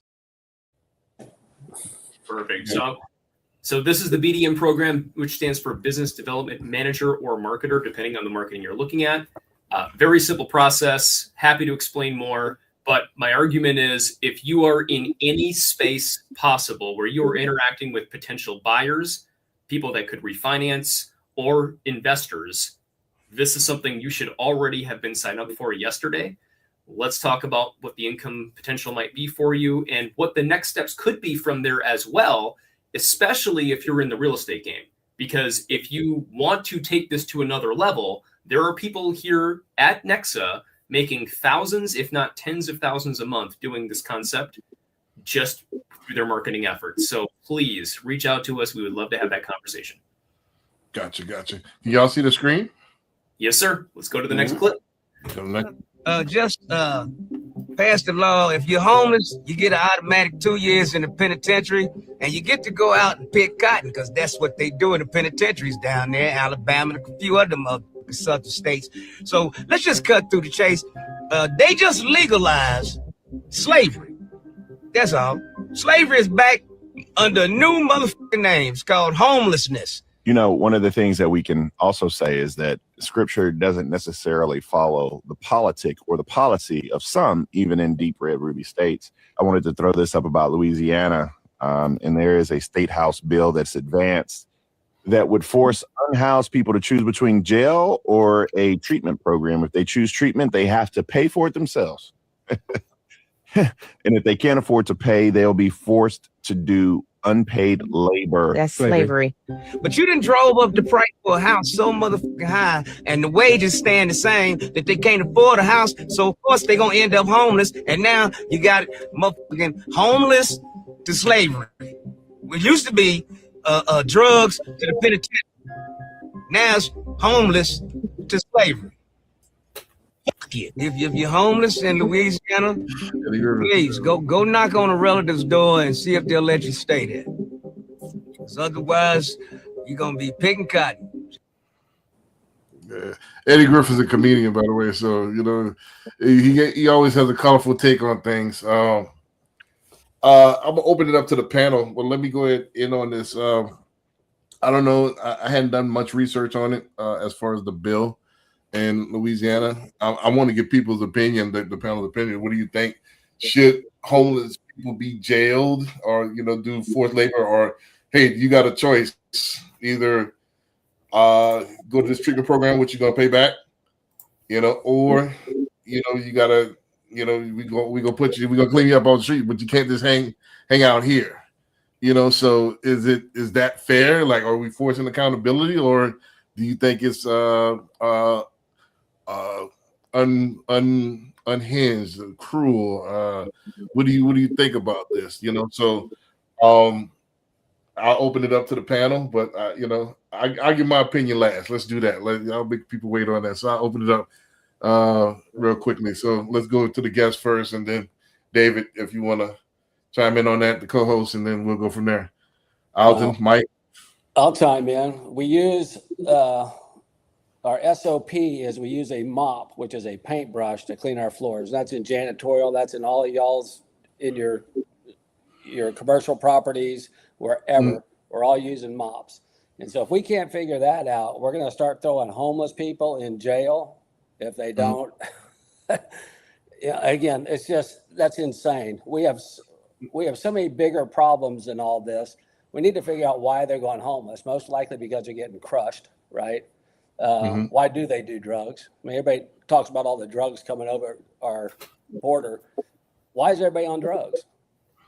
Right? So something's broken in here. No one will look at what's broken. And so I say that's what we do, because again, I know one, everybody's got black grout. Grout's not black, but it's everywhere. So again, I thought that was pretty disgusting, to be honest with you. I don't know the answer to the homeless problem. It's a huge problem, but who caused it? I mean, it's here. Something happened to cause this, and we act like it's all their fault. Well, it's our fault too, because we're the ones that built the system. So until we start looking in the mirror with that awareness that you're talking about, and start looking about what we built to get where we are, like I said, $35 to ship a product. And that the other video that had the guy who ran the jobs, right? How much shipping does he do? And that's all in the price of a house. And it's $35. Right. Again, we're building something that doesn't work. So that's what I got. I didn't like it earlier when I saw it, and I don't like it now. So Right. I'll let Alton go before I get into it. I'll let Alton go. Go ahead. Do you want to? What do you feel about that video? Pro, against, so on and so forth. I think that homeless. I'm sorry. Let me step. So I think that homeless is a byproduct of homeless. The amount of homelessness is a byproduct of failed system. I think that there definitely needs to be a little better analysis, or I mean, okay, I feel that there should be a little better analysis as far as for what's causing it. I agree with Mike in that regard. However, at this point, I think that the just the byproduct that we're seeing and the increase of that byproduct could possibly be perceived as in a divisive nature in a grand scheme of things. Who knows? But I think that, and it's interesting that this approach would be taken. And obviously, there's rhetoric behind the video, and I'm sure that has its own perspective versus, and there's an alternative perspective for it. And I'm not necessarily saying I lean into that in any way, shape, or form, but at the same time, if that's the new law, that's the direction that it's taking. Obviously, the intention is becoming a lot more vocal as far as for what the plan is in that grand scheme, or at least the nature of the mindset of the people who are bringing that forth. And I think that that's kind of where we're at as a nation. What do they always say? The quiet parts are being said out loud. And I think that this is no different than what we've been seeing. That's really all I can say about it. I mean, yeah. Right. David, I don't know if you heard the frame. I apologize. Yeah, I had technical issues for whatever reason. As soon as the video ended, I couldn't hear Mike at all. So everything you said, I missed, and Alton, only part of yours. So. Well, I'll go, and then I kind of please take over if you would, and then I'll piggyback off of that. I apologize sincerely, guys. I don't know what happened there. I think it comes down to choices. I think everybody has the free will. Everybody has choices to make, and everybody there's communal to a sense, but I think that's the capitalism part. I think capitalism, we have the right to choose on where we want to donate our time, donate our resources. I think everybody has the same 24 hours. Not everybody has the same start, but however, you have the same abilities. You have the same opportunities. So as far as homelessness, I think a lot of them make a series of bad choices. I don't know their circumstance. I don't know everyone. I'm not saying everybody, but for the most part, we're talking 51% or more. There's reasons. I don't think it's a conspiracy to jack the prices up. I don't think it's a conspiracy that they're trying to force people into homelessness. I think it's a natural product of the economy is getting more advanced. I think things are getting more expensive. And it's part of the natural progress of the game of the economy. I think we could look at it two different ways. We could look at it, the world's against me against the world, or we could look at it that, hey, I'm in the game. I got two limbs. I got my eyesight. I got sound mind, and I'm able to score some points. And look at the tools that's available and make the best out of what I got. Or we could cry about it, So I can't speak to, because I didn't research to see if that's true or if that's hype. As far as the Louisiana thing, will it go nationwide? I doubt it. So will it go anywhere? Will it pass legislation? I doubt it. So I don't think it don't make sense to get riled up about it. I don't think if it was, would I agree upon it? Obviously, if they voted for it, that's what y'all wanted. I don't live in Louisiana, So to make I'm neutral anyway. If that's the law, that's the law. I don't put bandwidth or energy in something that I don't have nobody around me, and I will never be homeless. You know, because again, I practice abundance.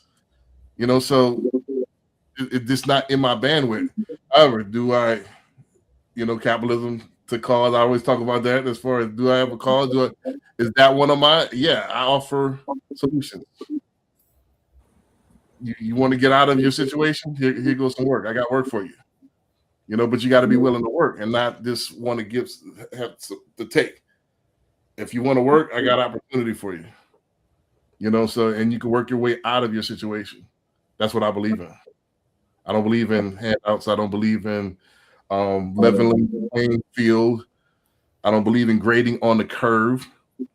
I believe A students should be A students and B students should be B students, and that's the way it should be. There's winners, there's losers. It is what it is. And I'll yield the floor from there.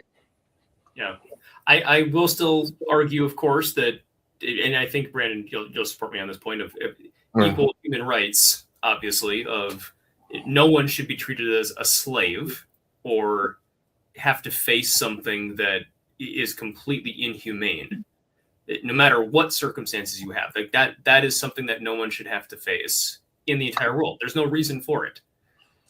But one of the things that can help with this, to your point, is choices. Just if you and education. The more you know about how these things work, which is part of why we do this show, is kind of giving. I mean, we don't make any money from this. This is just something we want to do. Invest our time every Monday night. We want to invest our time to give back to the community. Of if you are someone watching this, hopefully the videos we share, the commentary, the links, whatever we have, something will help drive you, spark something to help you take that next step to do the next thing that will drive you to that next level of taking the power of ownership back in your life in whatever capacity that might be. And when we talk specifically about homelessness, housing, that's a big one. This is something that I think is not as hard to solve for as most people think. The average person, the number one reason why most people think they can't qualify to buy a home and they don't have a home is because they think that you need 20% plus to buy a home. And that's not true. Depending on the circumstances, most people can buy a home for 0 to 5% down. That's it. 0 to 5% of the home price. That's all you need. Very, very easy. If you just plan a little bit, talk to a good advisor that has the right resources, the right things that you can put in place, and is willing to take the time, by the way, to educate on how this concept works. So many resources out there. It's so easy. But for those that are already in homes, even though, just on the other side of this, I actually looked this up before the show, and I wanted to provide the stats. What do you think right now? And I'm curious on the panelists here. What do you think right now the average home foreclosure / bankruptcy rate is year over year since last year? Do you think it's gotten better, gotten worse, stayed the same? What would you say? Like 1%, 50%, 1,000%, 12%, whatever. Like, what do you think? Bankruptcy, foreclosure, where do you think it's gone? Up or down, and how much? I think up and like by 20-25%. I think 20-25% up. Okay. Mike, what do you think? Thoughts? I have no idea. Guess? Okay. Brandon? I would think it's up, but I don't want to guess the percentage. I'm not sure. Okay. I didn't know before looking it up. I'm just curious, like thought perspective. So it's not quite as high as you said there, Alton, but the year over year nationwide average is about 18% foreclosure rate up and 11.9% bankruptcy rate up from last year. So we're heading the wrong direction. We're going to see this continue to increase with homelessness. So be prepared. Is it? Let's just for time's sake, let's point the conversation. Yeah. Go ahead, Brandon. Challenge me on this. Is it the wrong direction, or is it part of the natural cycle? It is part of the natural cycle. Agreed. 100%. Yeah, you're not gonna eliminate bankruptcies. You're not gonna eliminate foreclosures. Yep. It is what it is. Part of most people. I don't say most people. There are a section of the market that will bite off more than they could chew. Mm-hmm. That's what this is. You know, you can't eliminate that. It's about taking financial responsibility. It's about taking ownership of what your situation. Keep in mind, And part then- of that is job losses as well, though, which we've Well, seen that's what drastic tick up in. Yeah, that's what we're talking about. Before I land the plane here, we're talking about adapting. A lot of people still have the idea of working in a factory and raising 3 children. That economy is gone. That is gone. That's our grandfather's situation. That's not our situation. What we talk about on the Power of Ownership podcast is future forward, which is the new economy. You're going to have several businesses. Also, you might want to look international since everything is becoming close. You might want to look at, if you can't keep up with the pace of the United States, maybe living somewhere else and having businesses in the United States. That's a possibility as well. So there's all kind of opportunities out here. It's just, I think the capability is limited by your ability to see opportunities that's there. A lot of people limit their ability. They see the world as everybody against them, or they see the universe as everybody against them. When the universe works for you, it's going to give you exactly what you want to see. So you want to see doom and gloom. You want to see, I'm trapped. I painted myself in a corner. That's exactly what you're going to see. Now, let's talk about opportunity. Let's talk about specifics. If you're an investor, if you have an issue with the homelessness problem, that's what SplitPad is for. That's what the Alton does with the affordable housing development. He does. Get into that sector if you want to aid, and you don't see doom and gloom. I see opportunity. All right, I see a lot of people can't afford houses. All right, rent this for $100 a week or $100 a month or whatever you got, and you got a room and you got a shared shower where you share down the hallway, and it's called pad split. And that's what you get into, and that's going to be the new economy. People are going to move.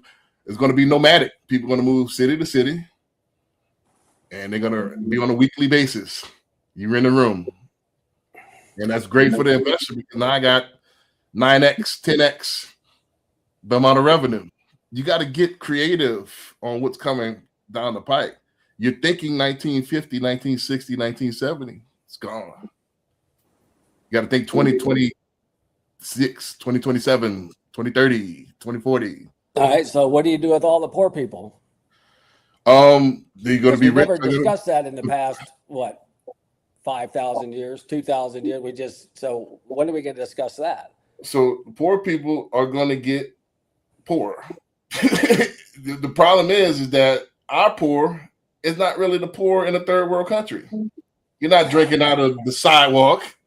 You're still drinking Avion. You still got your big screen TV on the wall, and you're still in line buying the latest speakers. Hold on, but job market's going down, right? You got AI that's in the process, and I'm not, this isn't a conversation that's say today or so on and so forth, but in reality, people are becoming more efficient, which are gonna throw people out of jobs and so on and so forth, especially on the lower end and so on and so forth. So the idea is that the fact that poor people are going to become more poor, yeah, that's a thing. But I mean, I think I kind of lean on where Mike was saying is, hey, when is that conversation going to be had as far as for what the result is of that? Because at the end of the day, if our response to that is, oh, well, the rich are going to get rich and the poor are going to be poor, then in reality, I'm telling you right now, we are going back into slavery days.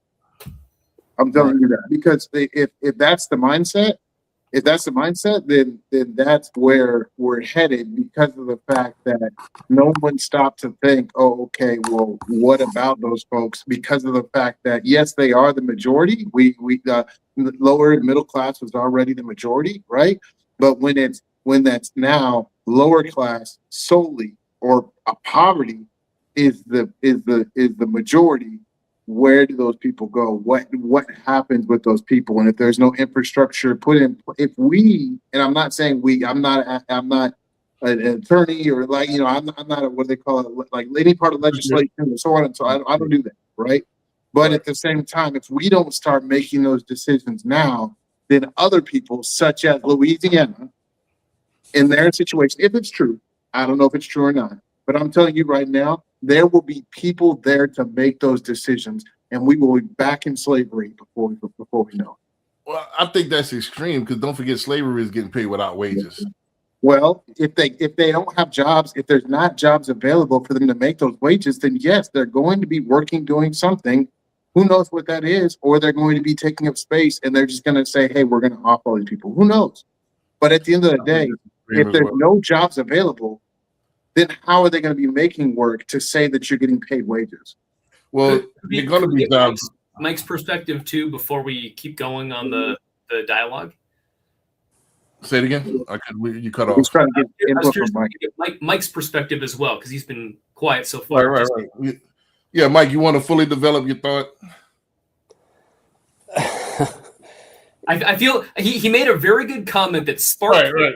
So he has a lot that he's thinking about, but he's holding. No, I've been thinking it. I've been he has a watching chance it to for voice it. my whole life, and so we do things that do not work, and we keep doing them anyway. And I just want to know, when are we going to stop doing them? Look at them and see if we can't fix them. Listen, I've lived the greatest life in the whole world. I have nothing, and I have everything right now because, again, I create, I invent, I get to sell my products that I make to people, and that is the dream job. And I think everybody has that ability to do it because they just, now we can 3D print at home. We have computers.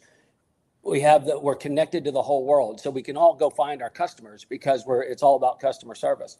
And, if you have a good product and you go the extra mile, you should get business. Do the big boys come in and take that over? Yes, they do. They do it all the time. That's that capitalism we talk about, which is the greatest thing in the whole world, but it's a race to the bottom for the big boys, right? And that's where we are now. The big corporations have raced us to the bottom, and the little boys are getting squished and they're getting homeless and all that kind of stuff. And we're all going along like it's nothing. Well, I just did a video on my TikTok that's we feed the machine that eats us. So that's what we're doing. We're feeding the machine that eats us. So, one day we're going to slow down a little bit and we're going to start talking about this and we'll solve this problem. We'll stop the wars. We'll stop all of it. We don't have to keep fighting. We've been fighting since the beginning of time. Can we have a 20-year moratorium on fighting? Let's try that. Let's, Brandon, the line, nice guys finish last. That's a motto in this country. All right. But we're a Christian country or whatever. And so I like how you said that, Mike. Well, again, we talk about Jesus all the time. He's the most recognized person in the whole world. And wasn't he the nicest person? So again, I guess nice guys do finish first, right? So I just don't, this has been an experience for sure, being here. So, well, we gonna make you think here. You know what I mean? So keep in mind that's part of the whole point of the show is different perspectives, and sometimes even getting a little bit uncomfortable, myself and Brandon included, of how we might feel about certain things. Like we're trying to provide. Remember, the whole point of this, the Power of Ownership podcast. We're trying to provide content for people watching this of whoever you are that happens to stumble into this show. How can we help you take ownership of your life, your business, your family, whatever it might be, that will help you get to the next level? Because we can't Brandon and I would love to, I'm sure, solve the world problems with the snap of our fingers. But it's not going to happen. You never will. You never will. Oh, yeah. It's part of the process. If you didn't have so-called problems, how would you enjoy the actual pleasure? So you got to have certain issues that's part of life. So this utopian outview of something that's never going to happen. You're never going to please everybody. You're never going to have everything perfect. I think we came up 250 years ago with one of the best systems that's available and that's out here. And it's a system that's based on winners. They come from a foreign country. They came in, they kicked butt. That's what they did. And they came up with this where you could live. Even our poorest live better than everybody else. And that's just what this is. So people are poor, but they have 3 square meals a day. They have 4 walls. They have clothing. There's goodwill. There's all of this stuff that these programs that's available to help these people. And it's just a matter of choices. Everybody is not going to be the top of the class. You're not justifying it. You're just saying Right. like in comparison to other parts of the world. In comparison to other, all right, if you don't like this system, what do you propose as better? And that you have actual experience that works better than what we have right now.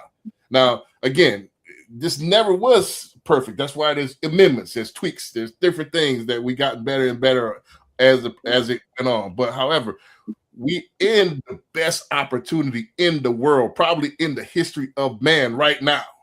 We were. I believe that. I truly believe Right. that. I think it could be a better thing. But I think because of most of the stuff you just said stops the conversation on changing anything.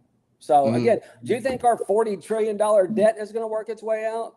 Do you think we lose more soldiers from suicide than we do in the battlefield? I mean, again, we have serious issues that we won't even talk about. And you're talking to me about them, or I'm the one that's got to bring them up? That's the most insane thing in the whole world. I don't have the answers either. I just know we use a paintbrush to clean our floors with. And that should say enough right there. Right. We use a paintbrush to clean our floors with. Right. Not one person, Right. the whole world. Right. Now, can we stop that and do something different? Well, I've been trying for 31 years and you can't. You Right. can't. They So- won't let you in. So again, Right. Well, we can sit here and talk all this stuff, and right. Yeah. So this is live, huh? That's Right. great. You're peeling the onion. So let's do this. Let me go ahead and I don't want to unveil it, but let me put out this statement. Do you complain about the game or do you play it? The game, I don't even like that word. Do you this isn't a complain game. about This the is life. situation We have or people dying all the time. Again, do we you have complain all about the sorts of issues. situation or do you execute it to the fullest of your capability? Every day I try. There you go. That's all you can do. What can I add? I didn't actually get a chance to go yet. I just want to throw out one little thing. Right. One thing that I believe helps so much is education. The more we know, I'm gonna push back against that. I to an extent, the more we know about what to do, how to, and specifically how to do it, how to execute on it, the easier it is to grow and to do the next thing. If you've never heard anything about anything at all about how to be successful, you have come from a background where your parents and your grandparents and no one ever taught you anything about how to handle money, how to run a business, how to do anything. And you just happen to be bankrupt, homeless, struggling. Part of that could just be you're not aware of what's available. Sometimes just the awareness could solve part of it, which is part of what we hope with the show happens, is just the awareness of, if you know, Brandon, myself, Mike, and Alton here, 4 people right now. If you're watching this right now, 4 people right now you can reach out to today. And we all know each other. And we can all introduce you to each other. And we will bend over backwards and give our time freely to help you grow and do what you want to do in life and get you to the right people and help you move forward. So I'm just saying there's an educational piece to this as well, of if hopefully, and social media, by the way, is becoming bigger and bigger and bigger, which is why this is where everybody gets their content. The hope is this is helping people while we do this show, giving back a little bit more. So just keeping that in mind, it's not going to solve everything. Funny enough, there is a whole nother topic we could go down this path with that I'm not going to bring up right now, but there is a potential. I wanted to get to the last clip, but let me say this. Let me say this real quick. What you were saying is to give you a little bit of pushback. Awareness, education won't get you out of your situation. Your habits will. Correct. Your habits is what shape you, and everybody don't have the habit of success. And when I do the podcast, when I started the podcast 9 years ago, I wanted to talk to people like me that have the habits, just need the fine tuning. You already have to be there. You help those who help themselves. So there is nothing that's going to fall out the sky, and then certain people have to be where they are in order to remind certain people. Everybody can't be at the top. Everybody can't be at the top of the game. Some people were not meant to. And that's what I alluded to earlier. Some people don't have the capability of seeing opportunity. True, but pushing back against you a little bit, Brandon, as well. Right. Some may have never found the starting point. And even if I'll give you an example. McDonald's has clearly on the side of the thing, hey, this food's gonna cause cancer by the Surgeon General. Line is still packed. The line is still packed. To Mike's point, we've been painting our floors for years with dirt. Yep. Nobody ever thought, hey, man, isn't agitation the key to cleaning? When we apply pressure, we don't just rub, throw some soap on us and then throw some water on us. We scrub, right? Brandon, even you and I, we're both in the mortgage industry. Right. For some reason, the majority of people do not get their mortgage loan through a broker. They go to a retail company and they pay $1,000, $2,000, $10,000 more for their loan. You're proving my point. My point is because they don't know any different. No one's ever shared that. But they've never come across the information. Is the point? So it's not. And these are people that are. All right, let's take it this way. Let's take it this way. When I first started in the business, I used to, Mike will know, I used to be the trainer at Gallery Furniture. I used to be the training and development manager. I used to train all the sales people. So I used to use my training background in the mortgage space. I used to train realtors. I used to use. I got Trek certified. I can't tell you the amount of glassy eyes I would see. All this information, boom, boom, boom, is going clean over their head. It's not absorbing, no matter how. And I'm pretty articulate, so I could say stuff in certain, and they don't want to know. In the movie The Matrix, Cypher said this. There was this guy, Cypher. He said he was outside of the Matrix, and he said, I want to go back. And I don't want to remember anything. I don't want to know nothing. Yep. And he's eating his steak. Even though my brain is telling me that this is all electrical ones and twos, I have to say this: ignorance is bliss. Some people are here on vacation and they don't want to know. They don't want to. Their habits is, I want to feel good. To Mike's point earlier, he talked about the drugs. The number one drug that nobody talks about is sugar. But it's pushed everywhere. Nobody talks about it. Alton, Mike, push back a little bit. So it's not just me and Brandon. If you want to say anything at all, just please. It's still an open floor. Right. I'm sorry. I didn't mean to get this deep. Well, here's the problem, Brandon. Is the video that we just played? It's a little bit, unfortunately, which is not the intention of our show at all. And I've made this clear to Brandon. We never want to step on these toes. This is in no way a political show, so we want to stay away from that topic. However, unfortunately, this does tie in a little bit to that, and that's why I want to make sure we stay away from that topic, but we're addressing the concept of what's happening here. Well, let's go to in fact, this is the Tony Robbins clip. This is one of your clips, David. Let's wrap it up.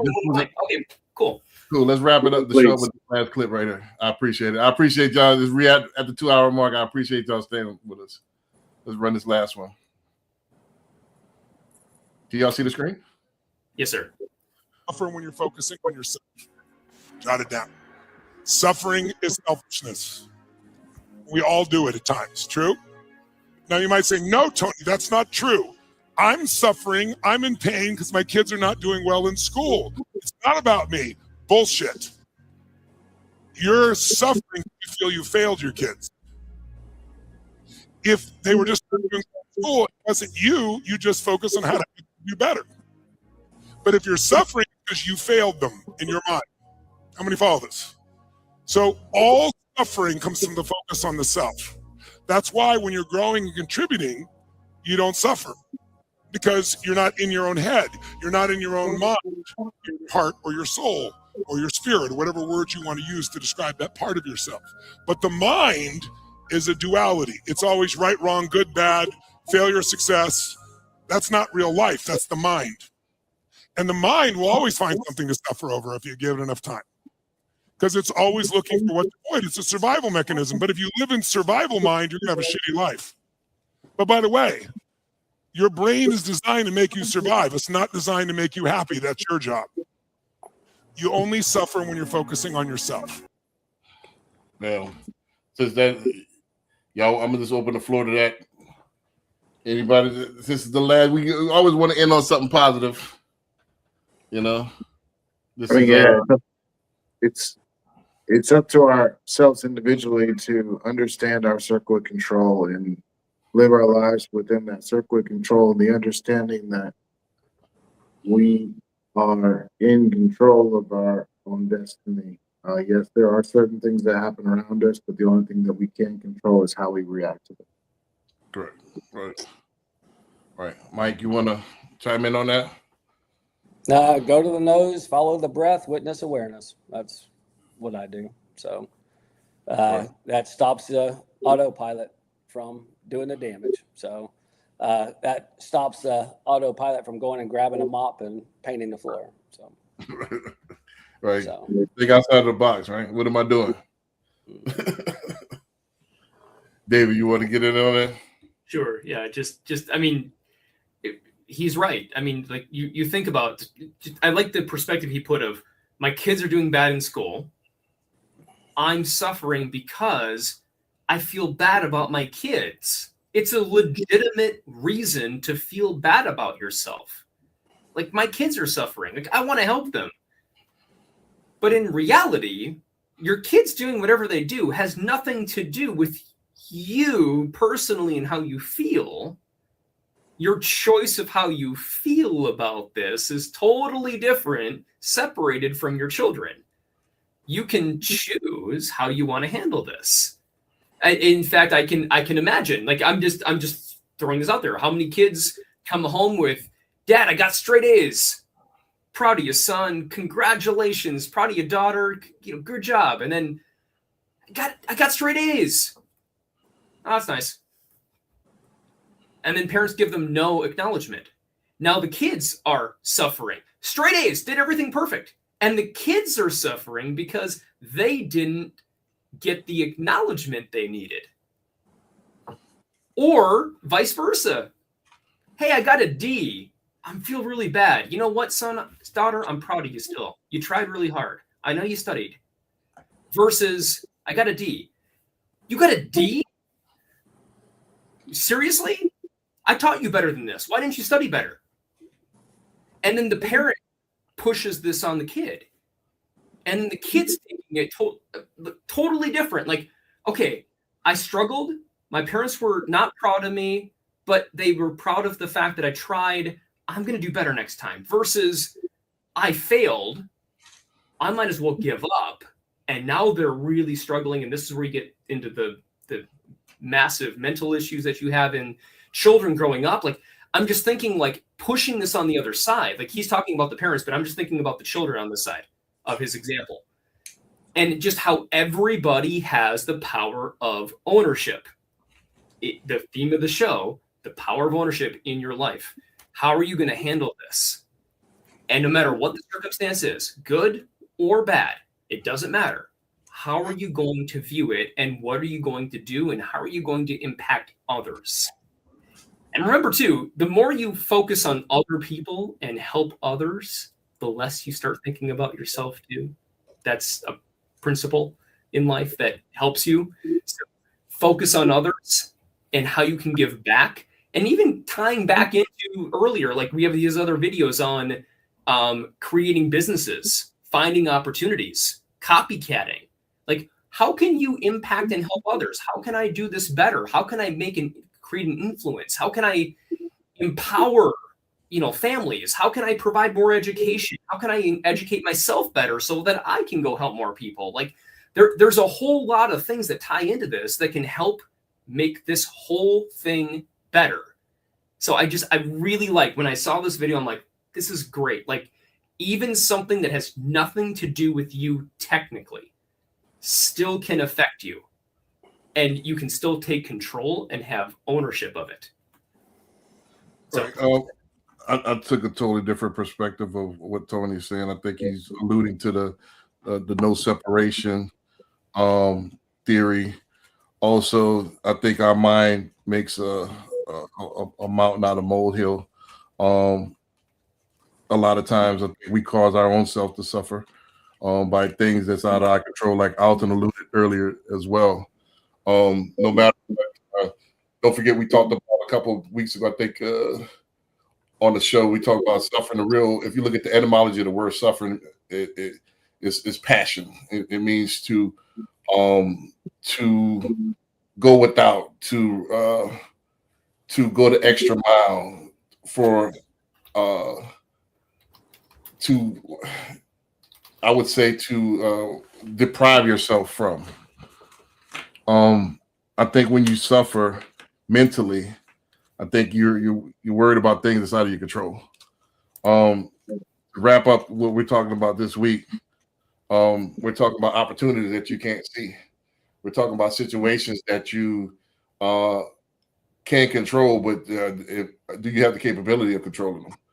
Do you want to control them, or do you want to, like Mike said a couple times, do you want to continue and go along with the flow and paint your floors with dirt and never challenge or innovate, get up with the times, never analyze stuff because of pride, never go against the grain because of I'm addicted to certain things. I'm addicted to dopamine. I'm addicted to comfort. I'm addicted to going along to get along. So if you're that type of person, it even says biblically that poverty is going to set in, and that's your wage. So the system and this reality rewards those who take action, and it's always been like that, and it's always going to be. And that's what this is. I used to end the show all the time a while back that God is a verb. People, I think it was too much off of people's head. People understand the motion. The beginning was the vibration. It was the motion. It was movement. That's what we're here for. We're here to move. And you could kind of go against that all you want, but that's what it is. We're here to move. We're here to take action. Try to go back and try to forget all that, but ignorance is not bliss. Ignorance can harm you. And with that being said, we're gonna see you next week. Mike and Alton, though, I think you guys haven't chimed in at all on this particular one. Well, no, they did the first. They did before you did. So that being said, I wouldn't mind saying one last thing. Yeah, go ahead. Real quick. The kids that have the mental issues and stuff like that from the coming down on them, which those are the homeless, a lot of them. So right? We got to assume that a lot of them get that. But 2 points, and Brandon knows one of them. Listening. We were never taught to listen, right? Brandon and I had to take a listening skill from a guy at Gallery Furniture. It is the most eye-opening thing I'd ever learned in my life, that we weren't taught to listen. The second one is we're not taught that we can manage our thoughts, right? How we think about them and stop the loop just by breathing. And we don't teach that. And so we could do a lot of good in this world just by those two things. Well, that's what your number one teacher was talking about, right? You talked about, that's what he taught, the slow down thoughts, right? If you're IB single, that's what he's talking about. So slow down thoughts, control your thoughts. Because don't forget, it's the mind, body, and the soul. So if you control them, that's the gateway, is the mind, right? To the soul. So if you can't control the mind, you toast. A lot of people can't control the mind. Their bodies. Yeah. And that's what happens. I mean, can I suffer? Can I suffer for them? Yeah, you can. Like Tony Robbins alluded, you could do anything you want. However, is that a solution for them? By me suffering mentally, how is that helping them? But if I take action, and like that, with that being said, we're gonna leave it at that. Alton, you wanted to go in and No, I think that pretty much wraps it up. I mean, I would just be reiterating what's already been said. I mean, it's our job every day to control our actions and choose happiness. Alton, come closer. I was gonna say, it's really. I would just be reiterating what's already been said. I mean, it's our job to control our actions. What is it? our thoughts control our feelings, control our actions, you know, and the repetitious nature of what we do is what makes us who we are. So you know, defining what that looks like on an everyday basis and taking time to actually plan, whether that's for 30 minutes a day or 1 hour a week, you know, I think that does a tremendous amount of help, good in laying out the canvas that will be your life. Gotcha. And with that being said, you know, I know I kept y'all 10 minutes over. I appreciate y'all coming in. We're gonna end it with this clip, #deliberate. This goes to show you what you could do with if you make a plan and take action on that plan.